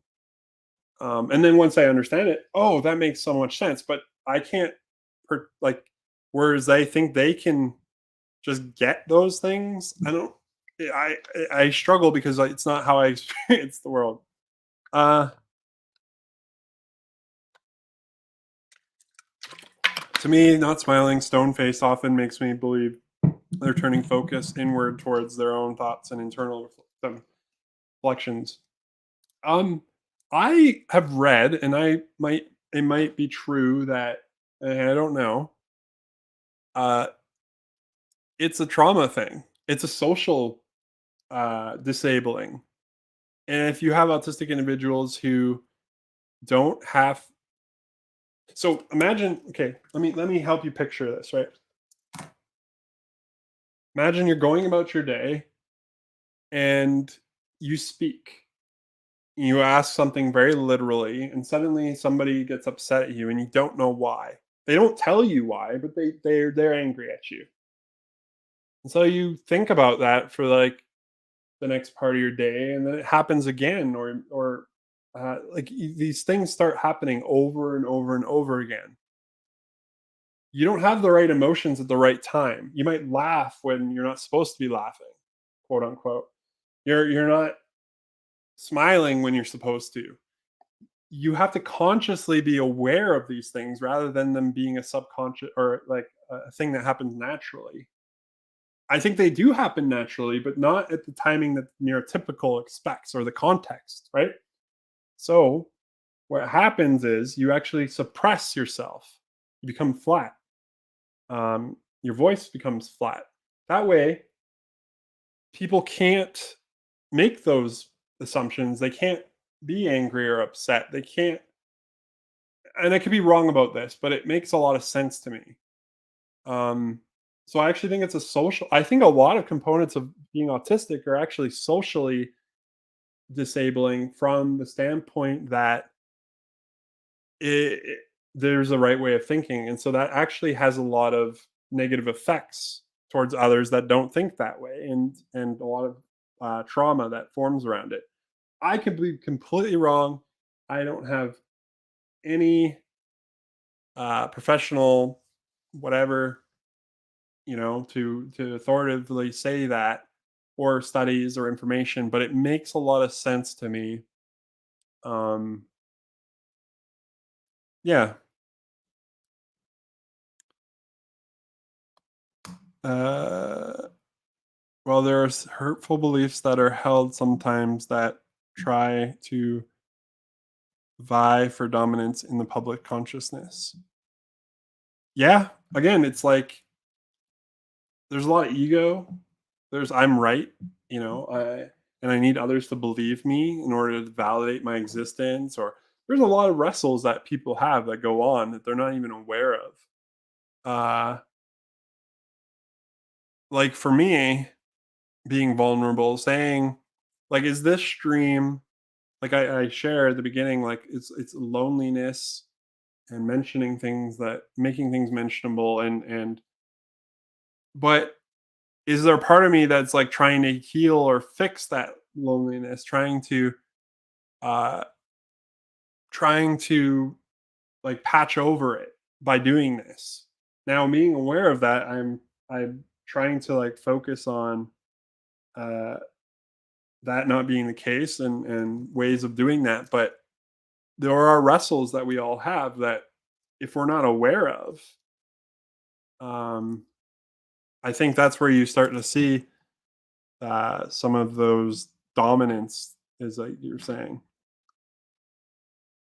It's always good to learn from others' experiences, indeed, to learn from every experience.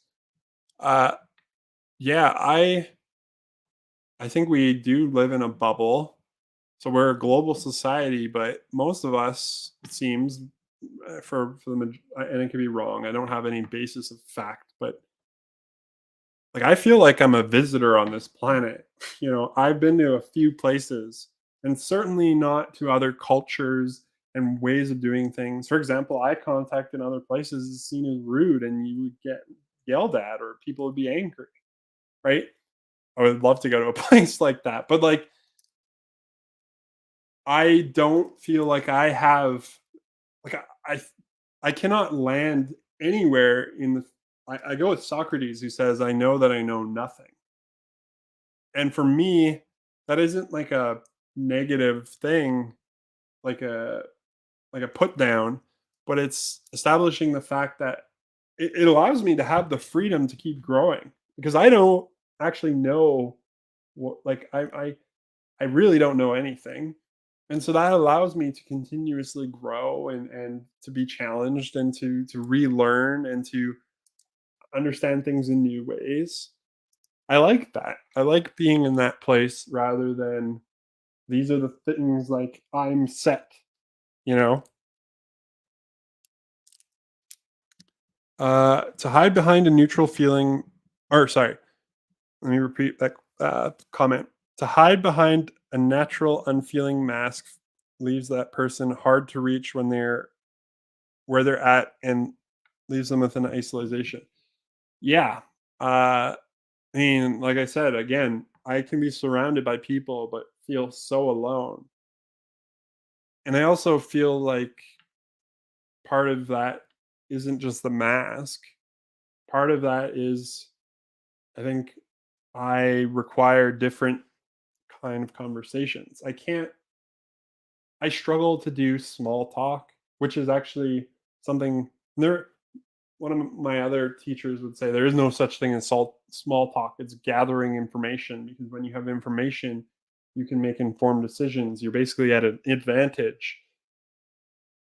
Um, I don't know how I'm an advantage at knowing what the weather is like, but there are questions that you can follow up on.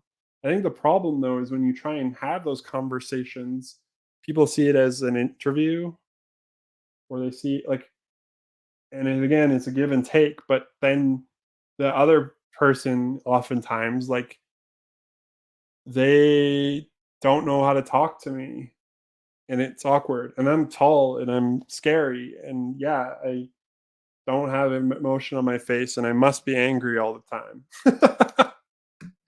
uh,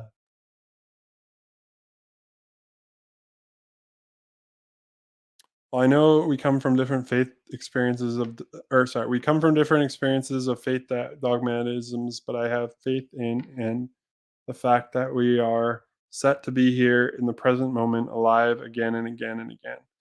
I think it's important. Technically, if you think about it, there's nothing other than the present. There's no future or past. They don't exist.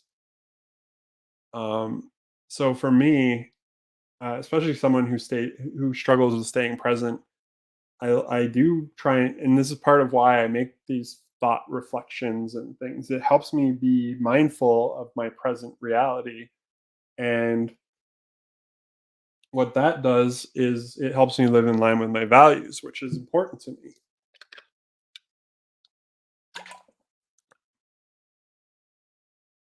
It's possible you experience yourself as an alien amongst your own species because it has existed as a thing that experiences and has experiences happen as a different form of life elsewhere. I don't understand that question. Can you rephrase it or change the wording if possible? It would be really helpful. If not, it's fine. And also, how long have I been streaming for? Oh, it's been almost 2 hours. Like my goodness. Oh, I want to. My desire is I really love to have a conversation audio wise, like to hear another person, but it's good to just chat too. I'll take whatever today. The space isn't for me to control, it's for me to facilitate.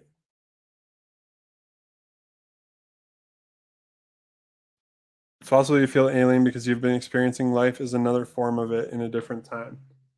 Yeah, I feel like an alien because the way I experience life, when people tell me I should be able to do things or in the way that they do them, and when I try, it doesn't work. And then they tell me I'm stupid because I can't do it. That's why I feel like an alien. But if you change those things or actually allow me to do it in a way where I thrive, I can do those tasks. And oftentimes I can do things that others can't.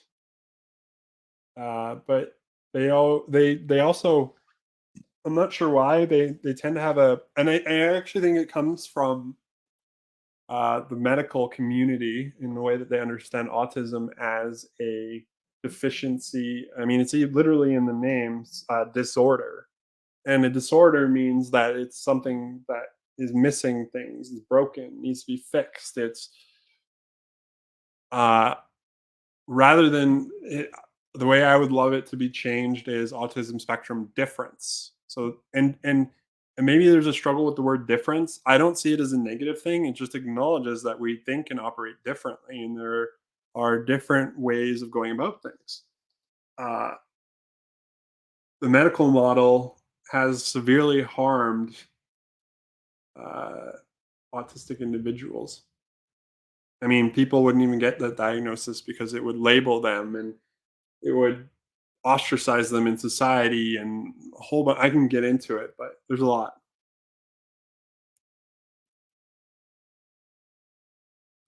Uh, really like to have my microphone activated. Yeah, I'm sorry that's not working for you. I'm not sure why. Um, is it because your headphones are in? Like if you try and uh so so uh YouTube isn't going to connect you to this stream. You have to go to the link at the bottom or use the QR code, which is that link. And once you do, it'll bring you to a screen where you can join once you've accepted those things. So it's not part of YouTube. I don't know if that's helpful to clarify. But then also, maybe it's because you have your headphones in that it picks it up as a. So sometimes when, like, say these headphones, Discord will be like, "Do you want to use these as your speaker?" And I'm like, "No." But anyway, yeah, for that definition for disaffective and counteractive statements of being different is becoming archaic as it is understood that differences enact change towards the whole. Yes. And most of the time, the only way I would argue that a lot of the reason why society has changed is because of those that think and operate differently. Most of the people that are known or famous uh, for bringing inventions or ways of going about things are not neurotypical, uh, and quite and usually they're celebrated for the fact that they didn't do things the way that others did. Uh, but they're seen as anomalies and not just like that understanding. Okay, so you say, I only have my phone screen that I'm using to view the QR code. I can't scan it with the screen. Oh, yeah, that can be a challenge. Depending on what phone you have, though, you might be able to take a picture and then uh, click it. What if I just paste the link? Like, if I do this and then you copy and paste it, um, that might be helpful too. And you can just, then you don't need a QR code and you don't have to write it down. I'm still learning, so I'm sorry if this has been a challenge. In any case, uh, as Kirk might try and join, I'm also curious if anyone has any other, or if anyone has any thoughts on what I'm saying. Again, I could be completely wrong about all of this. This is my understanding as I've navigated different things. I think um, a lot of it is new. I'm still trying to articulate it. A lot of the challenge for me is I understand it in my brain a lot of the time when I'm speaking, but it's taking it out of my brain and then helping other people to understand what I'm trying to say and the way that I'm saying it without also adding, oh, we have someone on the stream. All right, let's see if this works. Hello? All right, I can hear you. Level 1 peasant. Nice, that's an awesome name. Yeah, good one. There we go. I can hear you perfectly, although it's a little bit echoey, but that's much better than just typing in chat. All right. For sure. Right. So, as what we were talking about earlier, Mhm. I need to go back into chat to figure it out. That's okay. There's a Yep. lot of things.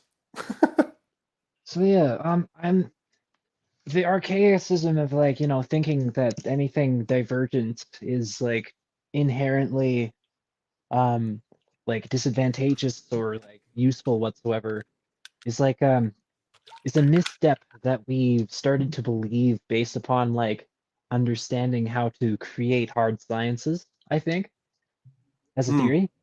Because like way back in ancient times, it was like what was like what was also useful was also kind and mhm. some other things like and they would base their interactions with the world like on like tenets that included things that weren't only just useful but things that were also like benevolent in nature as well.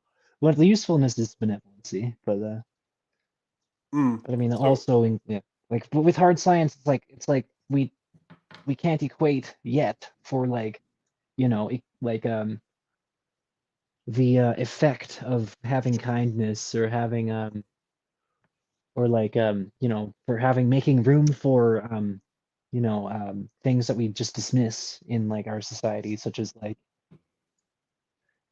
you know, um, taking care of the sick, maybe not just that, maybe like hundreds of years ago for sure, but like things that don't have any use perceivedly. Mm. So, if I hear what you're saying correctly, basically you're talking about capitalism and how, I mean, science also you're saying, but the way I can understand it is with the idea of capitalism and how it it basically puts people in, can you make widgets or not? Yeah, yeah. Um, Can you and that's it. regurgitate the thing that makes us money? Yeah, exactly. Can you follow the way of doing things that makes us Like, money can you or follow makes you this valuable or part of extremely society in limited a way? structure of of pushing a product forward that is currently selling well with Mhm. a vast number of people? Like that form of statistical analysis being used for the purposes of profit is so narrow-minded. Like I would we could be agree. used. Well, everybody can like analyze a statistic in order to gain some kind of wisdom through it, but Well, and so like for it's not. me, what's fascinating now is this paradigm shift that's taking place with AI. That's starting to, which is, I mean, scary, but like for example, teachers aren't able to teach in the same way because people can literally just have it write an assignment or do whatever. And I think in the future Well, there's a lot about of that fact, jobs. there's actually said a lot right there. Actually, if people valued like the um the the attention that they give to educating themselves about the world that they live in, like they would see it. They would see the value. You know, like teachers wouldn't have to exactly teach. Like they would just be like it's I think useful. And it's more than that. It's like it's it's experience. You know, it's broadening like horizons, all kinds of I fronts. think I think a lot of the problem for me with teaching, when you talk about school and teaching, is that it's memorization of information, but it isn't what I think about that information, Mm, thinking critically and processing that. mm. It's creating more widget makers. It's basically, I think I think that could be by design in school. oh, So it's like absolutely. in order to make you Sorry. not do that. So it's no wonder then when there are people who think different, who do things in a different way, when they're against the grains, turn of phrase, then it causes people to get upset because it doesn't make sense or it goes against that system or, Yeah, it uh, goes against the grain. yep, which can be problematic. Yeah, it's kind of like that monkey mind activating. Like this thing isn't exactly like all the other things going in their place in the same way. So it makes Hmm. monkey brain angry, you know? uh, and a lot of people fear what they don't understand. For me, I'm curious about it, but I guess that's not I something I'm learning is that I used to think that people think like me, Mm, but I'm realizing how abnormal I can be with like I don't fear what I don't understand, but I'll actually try and understand it so that I don't mhm. fear it. Like that makes sense to me, but Yeah, that it's makes not. sense to me too, actually, as well. But it's not what people do. They run away or they get angry or they. Well, depending on like the learning curve, I guess you could say, or more so like the hill that they have to climb in order to they Mhm. could see that it can be daunting and that it can be manageable. And the less manageable something is, the more intermittent steps they would have to take in between if they so chose to, you know, rid themselves of that particular thing that they're fearing about of themselves or the world, you know? Like it's Well, just it would require change, and this is the thing that a lot of like in so my job and my other job, I literally or I go to places and try and convince them of this world of neurodiversity and its benefits, not just its weaknesses. Mhm. Uh, but you can have a lot of resistance to people being like, why would we change it? I'll just hire someone else, or I'll do something different. Like there's no reason to include that. But Yeah, they're if not thinking about the lives they're affecting, wherein yes, yeah, they're there, dismissing and invalidating everyone else around them. well, and That can be invalidating so to them too. neurodiverse individuals are like 10 times. I don't know what the statistics are, so Yeah, yeah. don't Just quote throw me one on out there, anything. and I'm gonna take it with a grain of salt.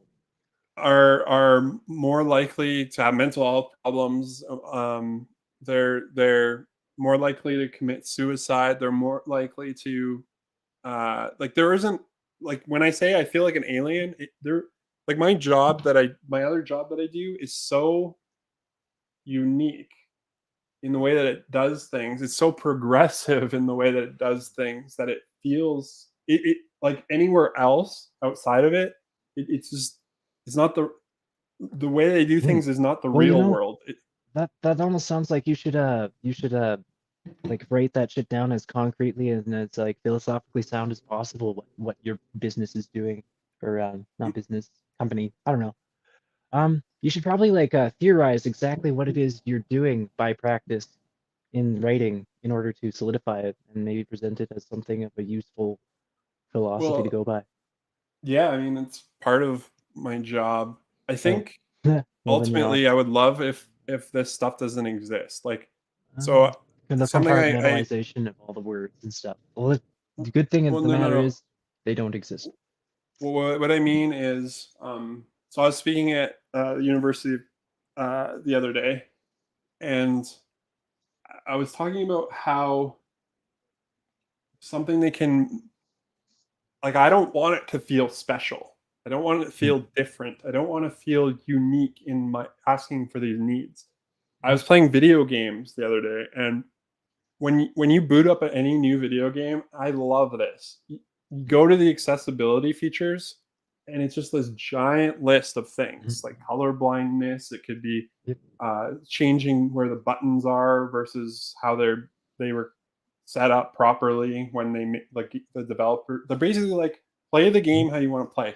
And what I love about this is they don't highlight it. They don't like call attention to it. It's there if you need it, mm, and it benefits not just the people who can use it, like, but it also can. It literally benefits others. benefits. For Yeah, example, like sh- colorblind settings. Pro players will change their colorblind settings so that their characters show as different. Like their UI looks different mhm. for a Yeah, more strategic. the colors of like different set pieces on the UI. Yeah. Like we can all benefit Mm. from Accessibility different. features. Yes, a lot of what we're facing right now is what Mm, happened in the 80s when it came to wheelchair access and back then handicap accessibility, as they would call it. And a lot of the same arguments. Why would I change? Who's going to pay for it? Why? But as we started to, could we realize society is not, we build things in a way that disables reflect others. our values, honestly. Yes, You it know, reflects their and values it too. shows that we don't value the people that we don't inherently just like notice value in our, like it's all narrow shit. The same thing that I Yes, said before. It's like just and and what is fascinating to me is when again it when you build those ramps, it benefits everyone. Maybe mm, you're having a bad day and can't take maybe the you're stairs. carrying Maybe luggage. you're carrying luggage. Maybe you have a baby in a stroller. Maybe you're an old person who struggles with mobility. It's just not just for Maybe the you're people a in the wheelchair. It's contractor tired of building stairs.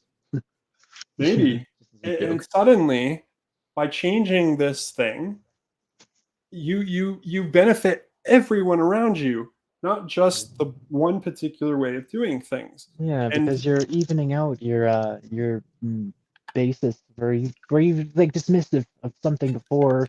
You've like narrowed out your scope. No, you've like flattened your scope. I don't know if that makes sense. It's a symbolic sort of word gesture, but no. I mean like you've broadened your scope of what you thought was useful, mhm, by learning about things that you didn't think were useful. And that's like true in all things that you can learn about in life. There's a really good quote actually, like the stupid people they learn from people, the average people, they learn from experiences or something. I think I might have gotten that wrong. But the Okay. smartest people learn from everything that they experience. Hmm. I'll have to look into that because that's interesting. I've never heard it before either. But Yeah, I like it's a good. It creates peace in the mind when you know, like, I've heard of this thing before. I've done it this way, and like well, we're like and the thing is, none of this is constantly. new. But the Yeah, way no. that we understand, for example, neurodiversity, that is new. Mhm. But it's no different than uh, how we were racist before in Mhm. society, or how we were sexist, or how we were Mhm. focused on sexes, and all these ways of doing things. We're starting to Yeah. understand, thankfully, that we are all different, and it's okay that there's difference. In fact, it benefits humanity as a whole to have Mhm. difference as a part of it. Um, Yeah, that diff- means instead of using difference. judgmental decision making, you got to use like a little bit of discernment if in case you have like a fight or flight ish sort of response when discernment instead of judgment is what I've heard is a useful tactic. Because if you're judging something, you've already got the right idea about it in your own mind. Whereas if you discern it, you're comparing it to what you already have understood or think you understand, and you're in a Mm, state of questioning instead of judgment and ordering things. no, Lots of that people makes like to sense. use judgment calls, and I have learned that judgment calls are for absolutes, and discernment keeps things in an. I know, yeah, it's absolutes, yeah. But I mean, like, discernment leaves everything nice and comfily open, and it also has no end, just like the universe and shit. So it seems more right to me. I think we have to be careful, though, in my opinion, that judgment, like judging others, for example, is a skill or a thing that we use. Like our bodies, like these Everyone's are judgment. natural things that protect us. Yeah, Uh, there's like emotions that are discussed, Now and we like shouldn't attach truth to those judgments, but those judgments help us to navigate the world and to keep us safe. well, that sounds But like my a judge discernment, not a judgment. maybe, but Hmm. my judgment shouldn't change the inherent value of the person I'm seeing in front Well, of me, a that I'm judgment making that judgment. call isn't like a distorting of fact. Like, but oftentimes, what we're judging is a subjective thing anyway. So it's like Mm. I'm trying to find my. Yeah, what we're judging is a subjective thing anyway. That's like more a matter of opinion than it is of like a truthful fact of the matter. Um, and so therefore, it's more like a cosmic game, would you say? If like everything is pretty much like in the eye of the beholder as something of their own experience to mull over, then could be different from you. And, It's true, but the problem then becomes who is the decider of what. Like, I could I say think we, Mhm. my Yeah, truth is I my think truth, so I can do whatever I want. That's not also beneficial to uh, humanity as a whole, I I have don't a think. bit of a metacognitive answer towards this particular issue. It's Okay. that in Ultimate, we have a source, like no, like I wouldn't say like I wouldn't call it that. That's not the word I wanted to use. Okay. We have like a drive, a certain drive within us that is not dissimilar towards each other's. And if we can discern like what that actually is for everybody, then we'll know ultimately what a human purpose is. Kind of Okay. like if you break it all down, like some people have like goals this way or that way, but I mean, what is it that we're ultimately striving for? I mean, Hmm. like if I were to think off the top of my head, it would be like we're like sponges. We're still like in childhood. Like how they Oh. say childhood's mind is like a sponge. I think we're just Oh like yeah. discovery. Discovery is the thing. Discovery is the big one. Well, humanity. you'd think so, but I don't. Yeah. I also understand where I'm at, what I'm thinking about as a privilege in itself. Like, Mm. I don't have Mm. kids. I don't have a lot going on. I don't have like I have a lot. I mean, and it is important to me. I think I will always kind of be in this kind of way of thinking, but not everyone is like that. Uh, Ah, I hear you. Okay. so, Well, something a bit deeper that I was going to ask, if you're mm, okay with it, go ahead. is you were talking about, and if I'm pushing too much, or if I'm like, I'll let you know. okay, thank you, I appreciate it. Because a lot of people don't; they'll just be polite. I Um, will let you know. I appreciate it, and I won't take it personally. I'm curious. So I love talking about autism and helping people to see and understand some of those things. I was curious about, you were talking about being schizophrenic, and I'm curious if there are some things like you'd want me to know, like because I really don't have a good picture of it. Like I Yeah, know, some of the things I may have I seen hear on what you're asking. TV or okay, that's I good. hear, I hear what you're asking. So to help you understand it a little better, like let's put it too blunt off to begin with. Mhm. There's a lot of symbolic, like I've danced around in my thought forms as like a lot of things that aren't tangible really. Well, as if thought forms are tangible already, but I mean like rigid thoughts, like as in like logic is hard as a cue point to what I'm trying to talk about. Like if you're Mhm. to jump too far ahead in something, as is in what I do, um, it's not going to make sense. The in between steps don't appear to be there to anyone else. That can be Mhm. like something, but also it's serious. It's more serious than that. Schizophrenia can be way more serious than that.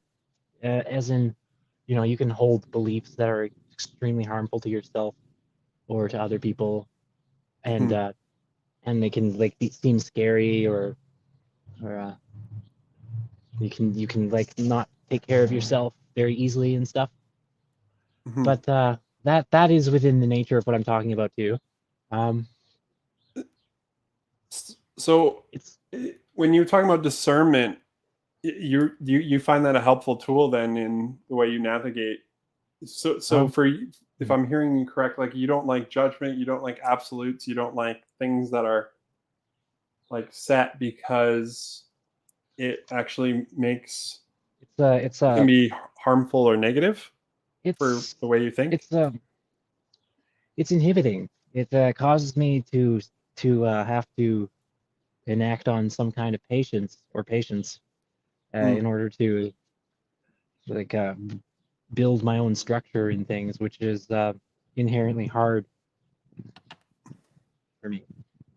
Okay. Are I mean, and as a side note, we've been talking all this time. I was wondering if there was anything on your mind that you wanted to talk about or share. Hmm. Well, I'm um, I'm gonna be going to rehab in a little bit. I got messed up with a bit of like a 5 year long. It's not exactly about the drugs. It's about my life having been introduced to it. Honestly, if I were to Okay. just mention that to you, I don't know, something something that's going on with me anyway. So Like so you're since I oh, yeah, oh, I was since I just was gonna say sorry. Go ahead, speak. okay. I'm sorry. I Right was on. just trying to clarify, but it's fine. No I problem. don't want to interrupt. Okay, so since I was 25 or 24, I was I was on the trajectory for being like a regular old person. On the trajectory for like having moved past my mental illness crap, and family members and everything would have really reached an equilibrium in terms of like I'm doing okay, don't have to worry about me, and now we can have fun with you. And speaking about family members, reflective back at them, me again. Mhm. Um, and and it messed up their perceptions of who I am as a person for having basically stumbled into it through the So, one thing about my experiences with drugs is like I didn't go right off the deep end ever. I'm quite a functional person despite what other people um, believe about addicts. mhm. Um, it's thrown the perceptions of who I am helter skelter. Like I can't people don't want to relate to someone who does a hard drug every once in a while. But Mm. there's a few people that I know that are not disillusioned about it, and they recognize my personhood as opposed to the drug. Okay. There are quite a few family members that they would question their whole belief system about what drugs do to a person if they knew that I was doing what I do, you know? It's like it's a bias. That's what I'm going through. I'm going through like being seen as myself. But I'm going to rehab soon anyway, because it's just generally not good for my brain. Okay. So then that was the part I was curious about is like, why are you going to rehab then if you feel like In order you to uh, finances essentially. In order to okay. get some better goals and not to like stagnate on where I'm at right now. It'll be very helpful, and it'll also in turn like two birds with one stone allow allow a proper relationship to happen with my brothers and my sister and everyone. Even though there's some things that their successes have blinded them towards you know their their concepts of everyone else around them is us versus them mentality that Mm. a lot of my friends and family have that just are maintained without thought. Also, Do it's like you damaged. Yeah, go ahead. Oh, sorry. I was No, curious about something you mentioned that I like stuck out to me was like this feeling of again expectations of you feel like you've lost, if I'm hearing you correctly, because of your choice to uh, do drugs, you basically have lost the ability to pursue that path of normal as well mm, as what I mean. be seen as normal or whatever you thought Uh, people were seeing you as before. love is withheld because I do drugs, and Mm, put it okay. very bluntly like that.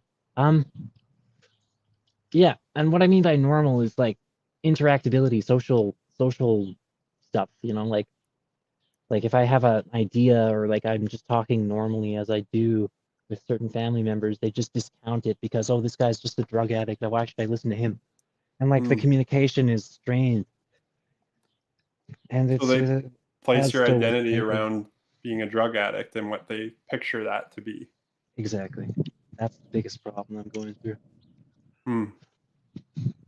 That Although Malcolm, my buddy Malcolm is coming around, but he's like stupidly cautious about like, hey, just whatever you do, just don't end up like those people at the train station or whatever. mhm. And meanwhile, I'm just thinking, for one thing, don't know these people. I don't see their lives 100% of the time. They could be fucked up now, but I rest assured, I'm not a binger anyway, and I Hmm. have a home, and I've got my most of my I'm pretty stable. Like it just could be better. That's what I try to tell my family too. Like, I'm pretty fucking stable. You don't want to hear Hmm. it. I see. Hmm? Oh, my phone thought. Okay. Everything you need to know about Apple Okay. products. Enough of that. Sorry, Mm, my Siri thing was going off. it's not Uh that distracting to me. it is for me. Remember, I It, struggle with, I understand. and it just makes me lose. Anyway, uh, with what are you hoping to get out of rehab? So you said like money financially. So Oh no, I'm not hoping to get money out of rehab. well, like I'm the hoping structures and routine being normal and being able to like I want not to have get a to job. pay for drugs or whatever, maybe. Yeah, that too. I just want to have like a steady, good job with a boss that would not feel inclined to overtly pressure me to maintain a certain speed, which therefore means I can't do warehousing anymore because that requires a sense of urgency. Which, like, I mean, And, it's not very easy for me to be with a sense of urgency when it comes to how I operate, like as a motor functional thing, you know? Like the way I move is with like lax, like always. I'm not stressing my movements. I don't like push movements. but there's a So, part of you that I just need a better feels. job. I need a better career outlook. Yeah, I guess that's the part I'm curious about is why do you feel like that is the Well, case? Well, because my feedback from supervisors at all warehouses, places that I've ever been, is you're too slow.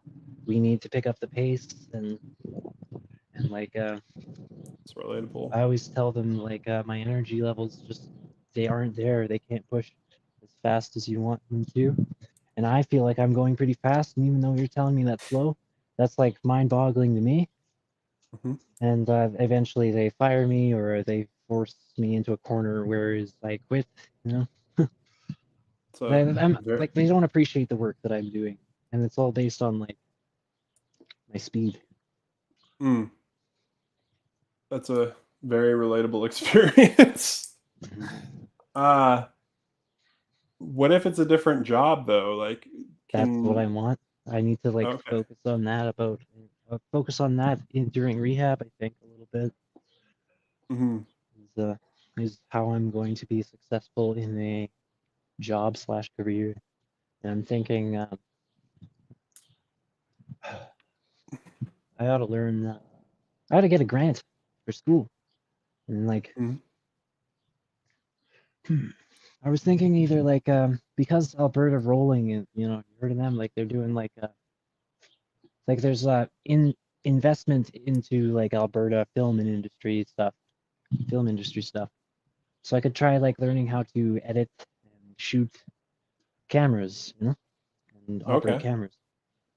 Uh Or I could just get a trade, which I'm not as passionate about, even though it would be very useful to learn, but doing do it all you day, every day. what are some of your like the strengths that you have that come from yourself? They're pretty holistic. They mostly do with like thinking, and I Mm, can read on end and on end and on end. I can read forever. okay. Um, I'm not sure what kind of careers or jobs. And this I mean this isn't the purpose of that. I'm just like yeah, I think I've tried to fit the box before, of this is what you're supposed to do, what people expect. It I just am doesn't currently work for me. unsure. I am currently Hmm, very unsure about what sort of career I could get into. Although well, the one indicator that I have, the very slight indicator, mhm, is that my skills in like conflict resolution have where they used to be was something tangible that I could like is worth something, that could make me money okay. somewhere.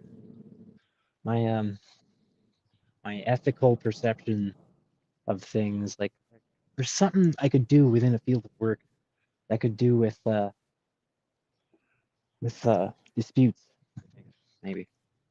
Hmm. Do you feel like you're stuck in life? No, not really. I have ways forward. I'm not feeling stuck. Even That's though I've good. been in a rut for a while, I'm not Hmm, I'm not anticipating being here much longer, and I see my ways out, that's especially with I'm age. I'm glad Do you that feel you stuck? Do I feel stuck?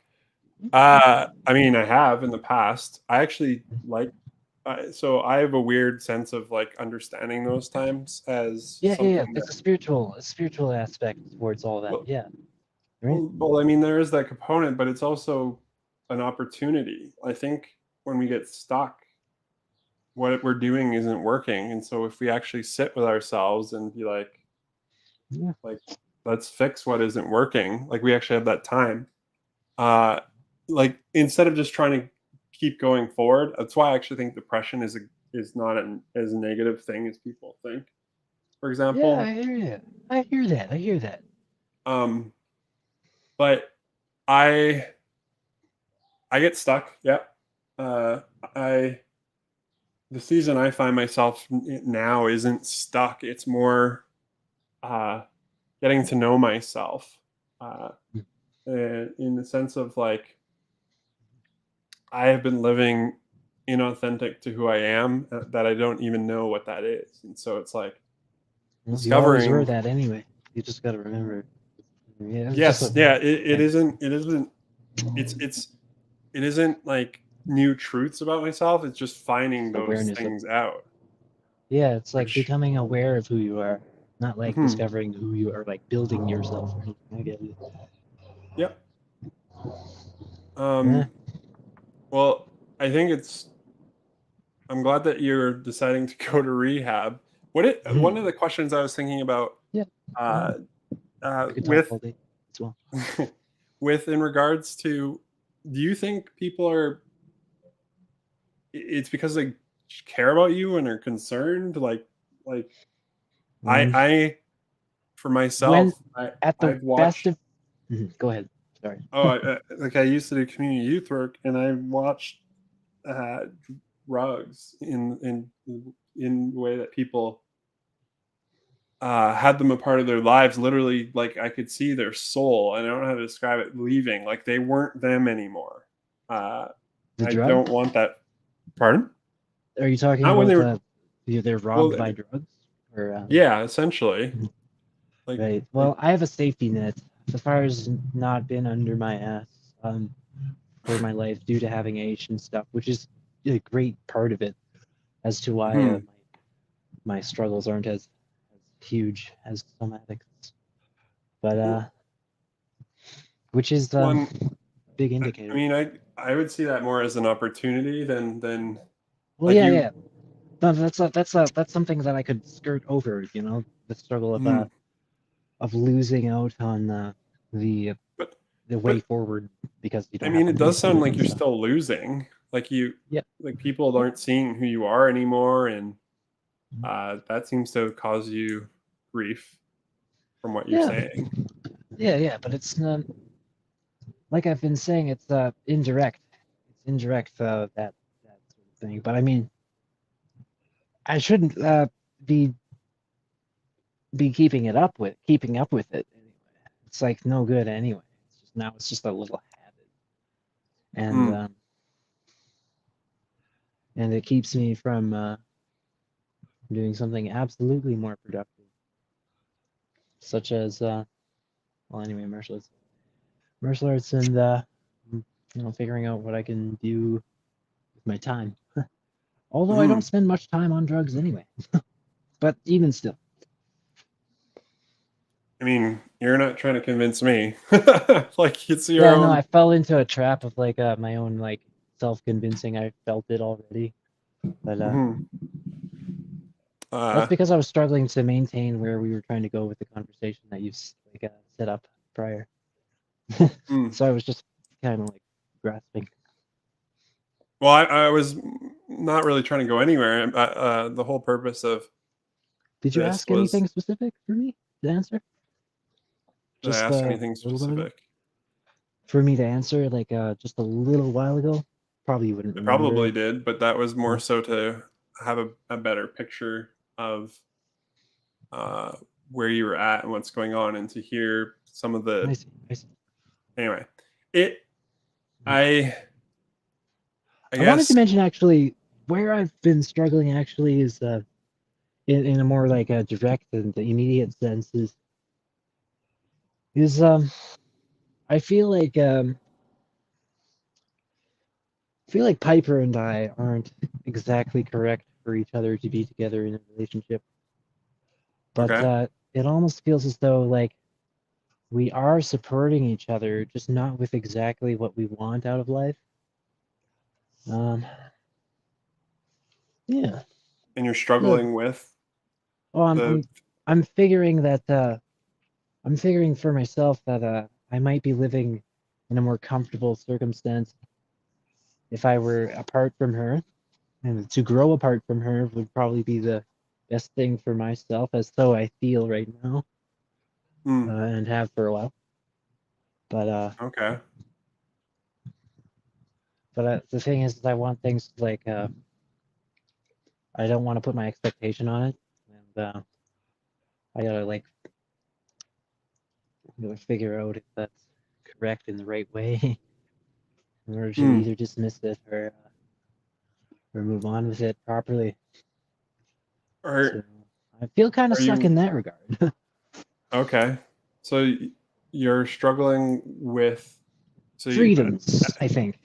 I think freedoms. what I'm struggling with how who I'm interacting with on a daily basis. You know, Piper, my girlfriend.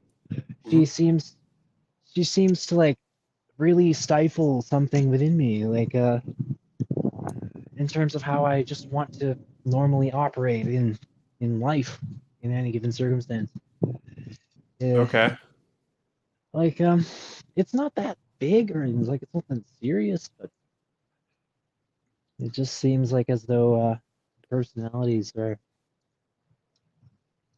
like it's straining me. Like Hmm. it's so bogus. Like the thing I'm about to bring up is like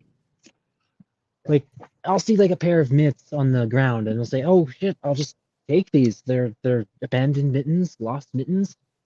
I'll just grab them and I'll have them. I'll wash them and Piper will Piper will dispute that, you know, and I find that she disputes a lot of things that I just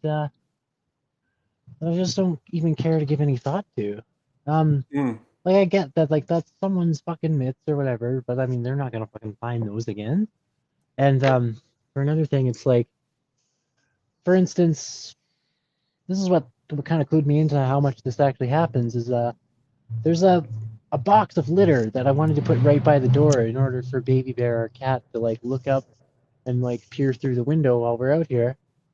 And she didn't want that to be there, no matter what I said. And she didn't have any reason. And then I kind of realized, like, hey, she's been doing that just whenever. I don't even think she thinks about it, but she's just like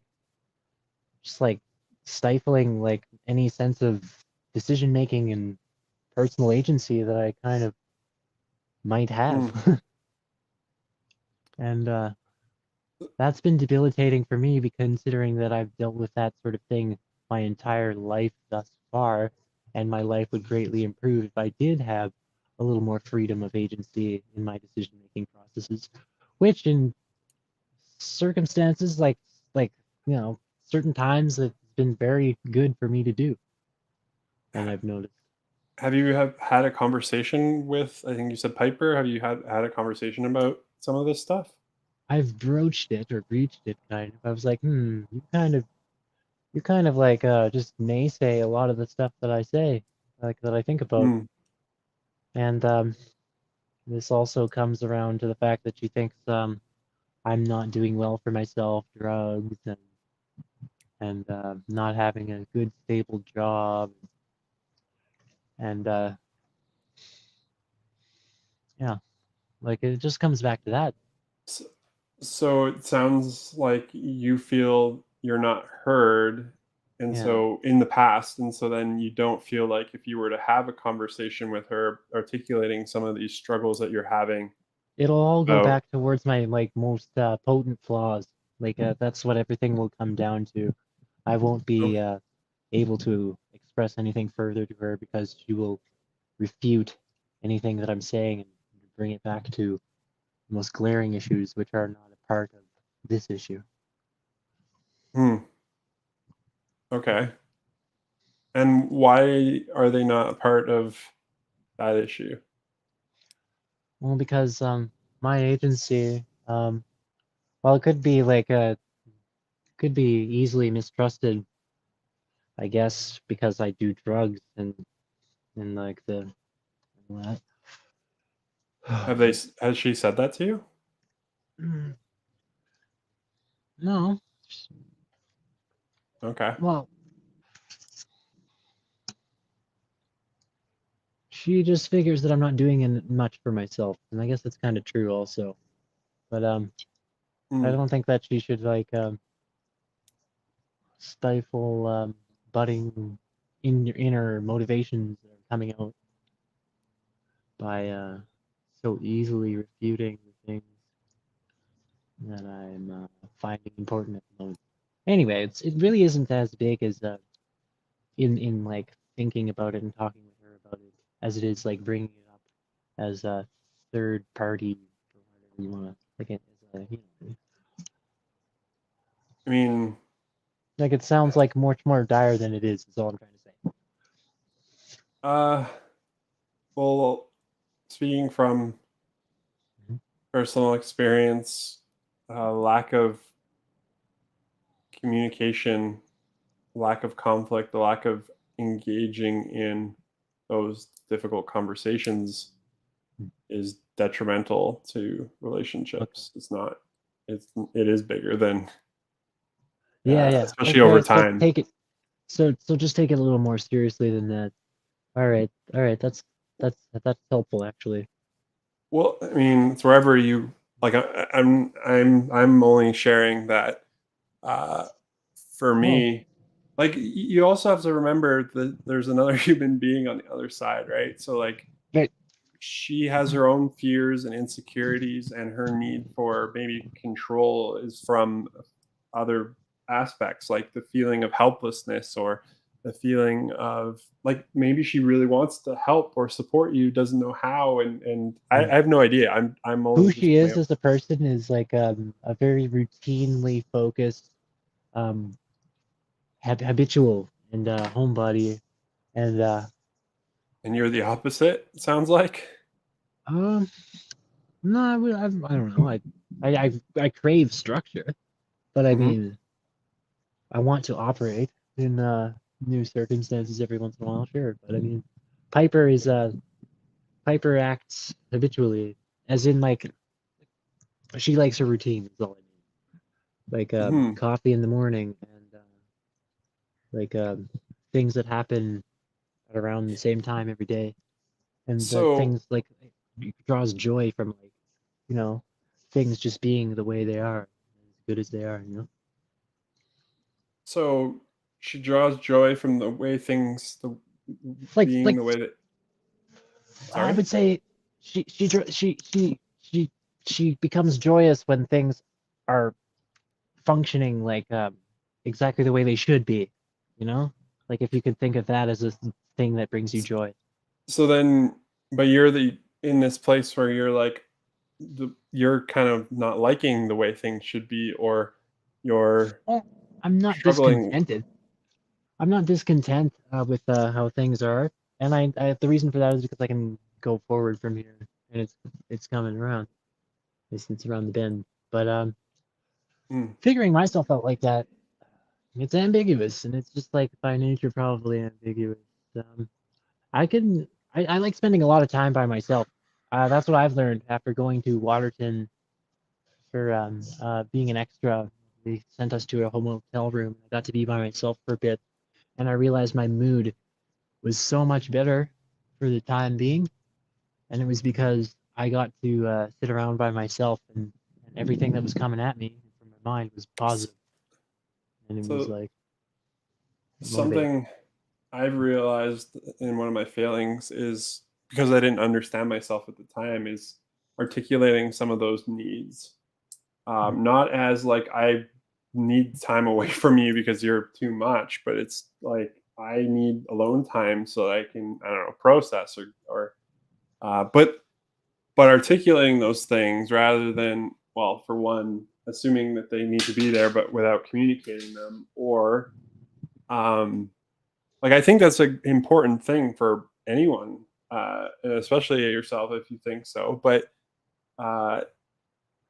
You're saying this I is a think a fundamental thing to conversation. learn, right?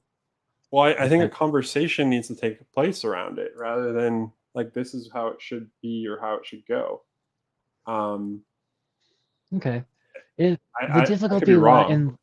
the difficulty in that lies within well, I just have to enact patience. I just go to rehab and I spend a little time there. Once I'm out of there, Mhm. it should be like a blank slate for perceptions regarding my individual agency about things that powerfully matter. Unfortunately, I would argue that that is not going to be the case, at least in my experience. I have come to a place where I like and love myself. I'm living in my authentic, autistic self, and there are people who cannot see me anymore. They see me as a version of myself in the past. They literally don't know who I am, and it's the I hate it so much. It's miserable, but Oh, I feel you. doing Yeah, I, but I that's guess a what I'm bad feeling. saying is you might go to rehab and they might still see you in the same way. Like it might not change it.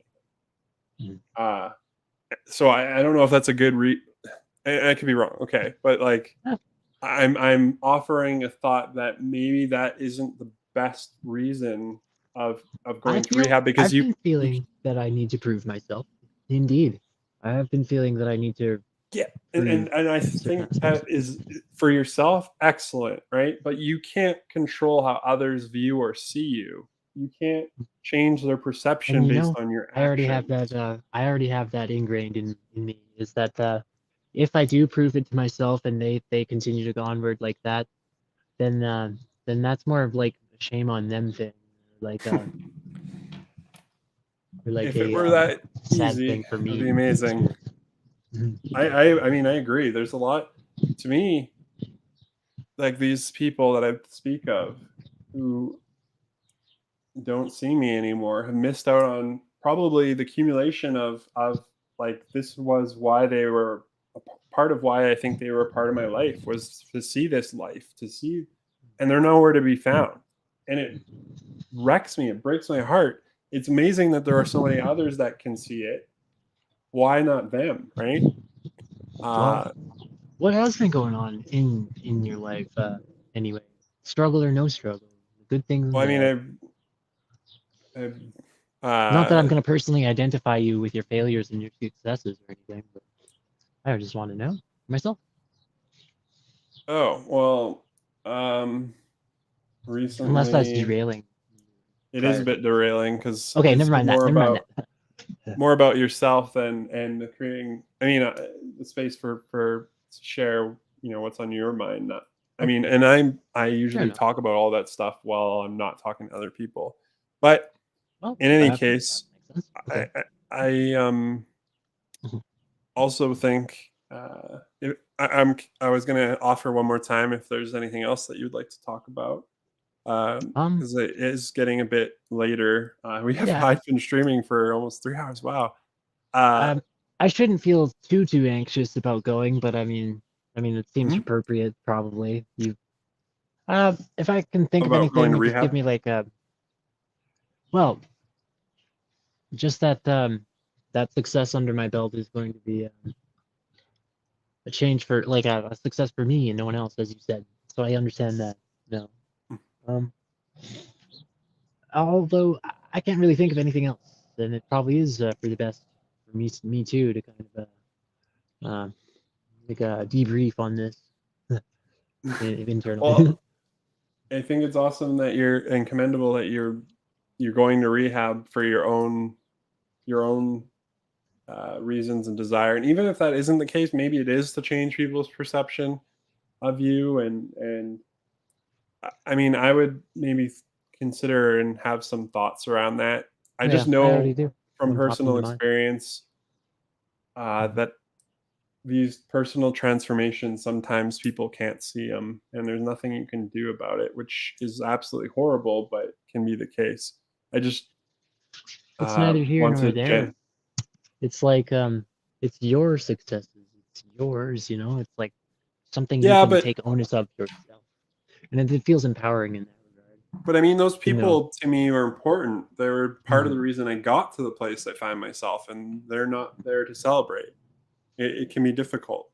I Uh, see. I see. Yeah, I didn't and, take that into consideration. well, and I think about like the people in your life. Like it might be this similar situation where it's like, uh, I guess it's Like with you. interesting to me, like the shift of identity that takes place, where people like I don't, for example, Yeah, I these are a don't little see. higher concepts. Please I go mean, continue. Sorry. sorry. I just was wanting to mention that these sound like very higher concepts to me. Like they sound like things that I haven't like thought of before. So I just wanted to mention that. So go like please feel Oh, free to go ahead. I'm trying to remember what I was saying now. I'm sorry. Jesus name.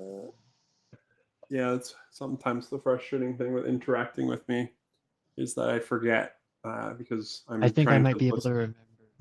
remember. It's the shift in identity that takes place when you realize that people around you that have built you to be who you were then aren't around for you now to experience your successes at this time. Well, Something. well, and the thing is, like, in regards to that, like, you haven't who you are hasn't changed.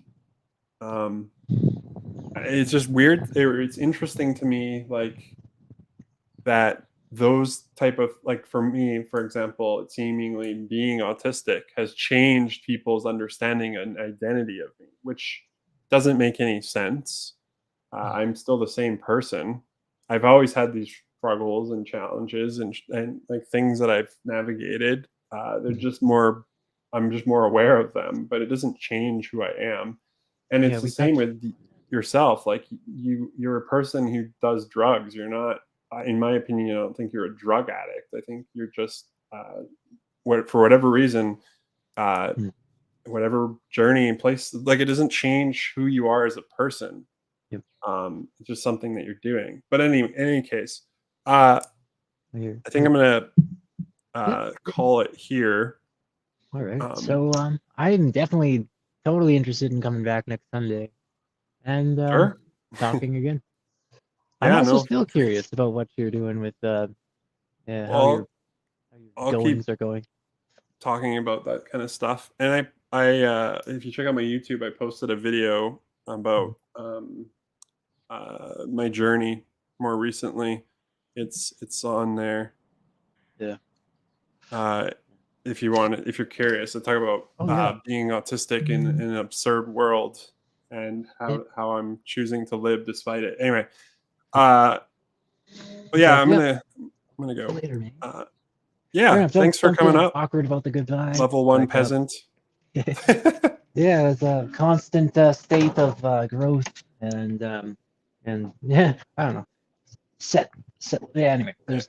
It's cool. I Thanks. appreciate I appreciate your willingness to come up and your vulnerability and sharing your story and what's been going on. And uh, I'm always more vulnerable than I ever think I am towards sometimes I think I'm being guarded when I'm really just being more vulnerable than I thought. well, Anyway, I thank just you. mean, Yeah. yeah. In any case, yeah, I'll I'll let you go. But I mean, we'll talk next Sunday. So take Yeah, care. man. All Yep. See you right. later. See ya. Yeah. All right. Well, yeah, I've been streaming for almost 3 hours. I might leave the door open as a figure of speech. If there's anyone else that is here, I don't know if anyone else is here who would like to join and maybe share what's on their mind. I'll give a couple minutes, and then if not, I think I'm going to call it. That was a good amount of time. Um, I'm curious if anyone has any other thoughts. A lot of this stuff I'm navigating myself. I'm not got it figured out. In fact, I've probably screwed up colossally, and that's how I'm now in the place of figuring it out. So, uh, and obviously, there's much more going on in my other components. But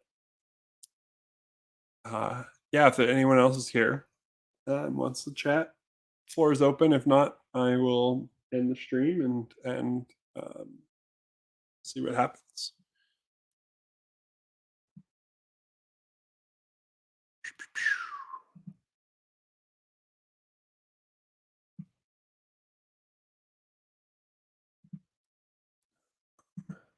Oops. I'm glad my stream is working. Where I live, the internet can be dicey sometimes, inconsistent. Also, I don't know if anyone noticed the bump in quality. For me, that's important, although I should probably change the ISO a little bit so that well, there we go. Not so much in the dark. Oh, now it's too bright. What the heck? Let's see. Let's do. Anyway, I'm actually planning. I think I'm going to get a better mic. I have a Blue Yeti, which can sound tinny and weird, and I like adding to this stuff. So I think I'm going to get that soon. But yeah, in any case, I think if that's it, I am going to end the stream. No one's joining. It was awesome to be able to chat with the people who came into the stream, and then also being able to talk. I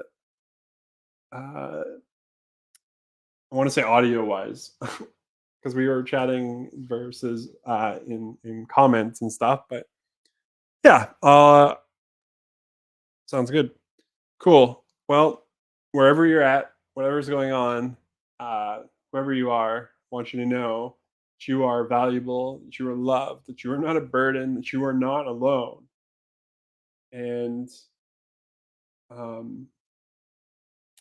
I wish and want you to know that from the depths of who I am. I know it can feel like that. I know what it's like to feel so alone, and but there are people who care about you, us, who maybe aren't in our presence, but there can be things that remind us of that loneliness. For example, it's not true. Uh, there are always people you can reach out to, connect with, and people who will see your value. You're important, and I hope that you have a fantastic week. I'm really excited because I've been digging through some of my other job, digging through some of our we did a community feedback survey, and there's a lot of feedback in which I want to help bring perspective into some of the work that we're doing, and I'm really excited about it, especially in a place that wants to hear what I have to say. So that's cool. Excited for that. I hope that you have a fantastic week. And I look forward to seeing you all next week. So take care.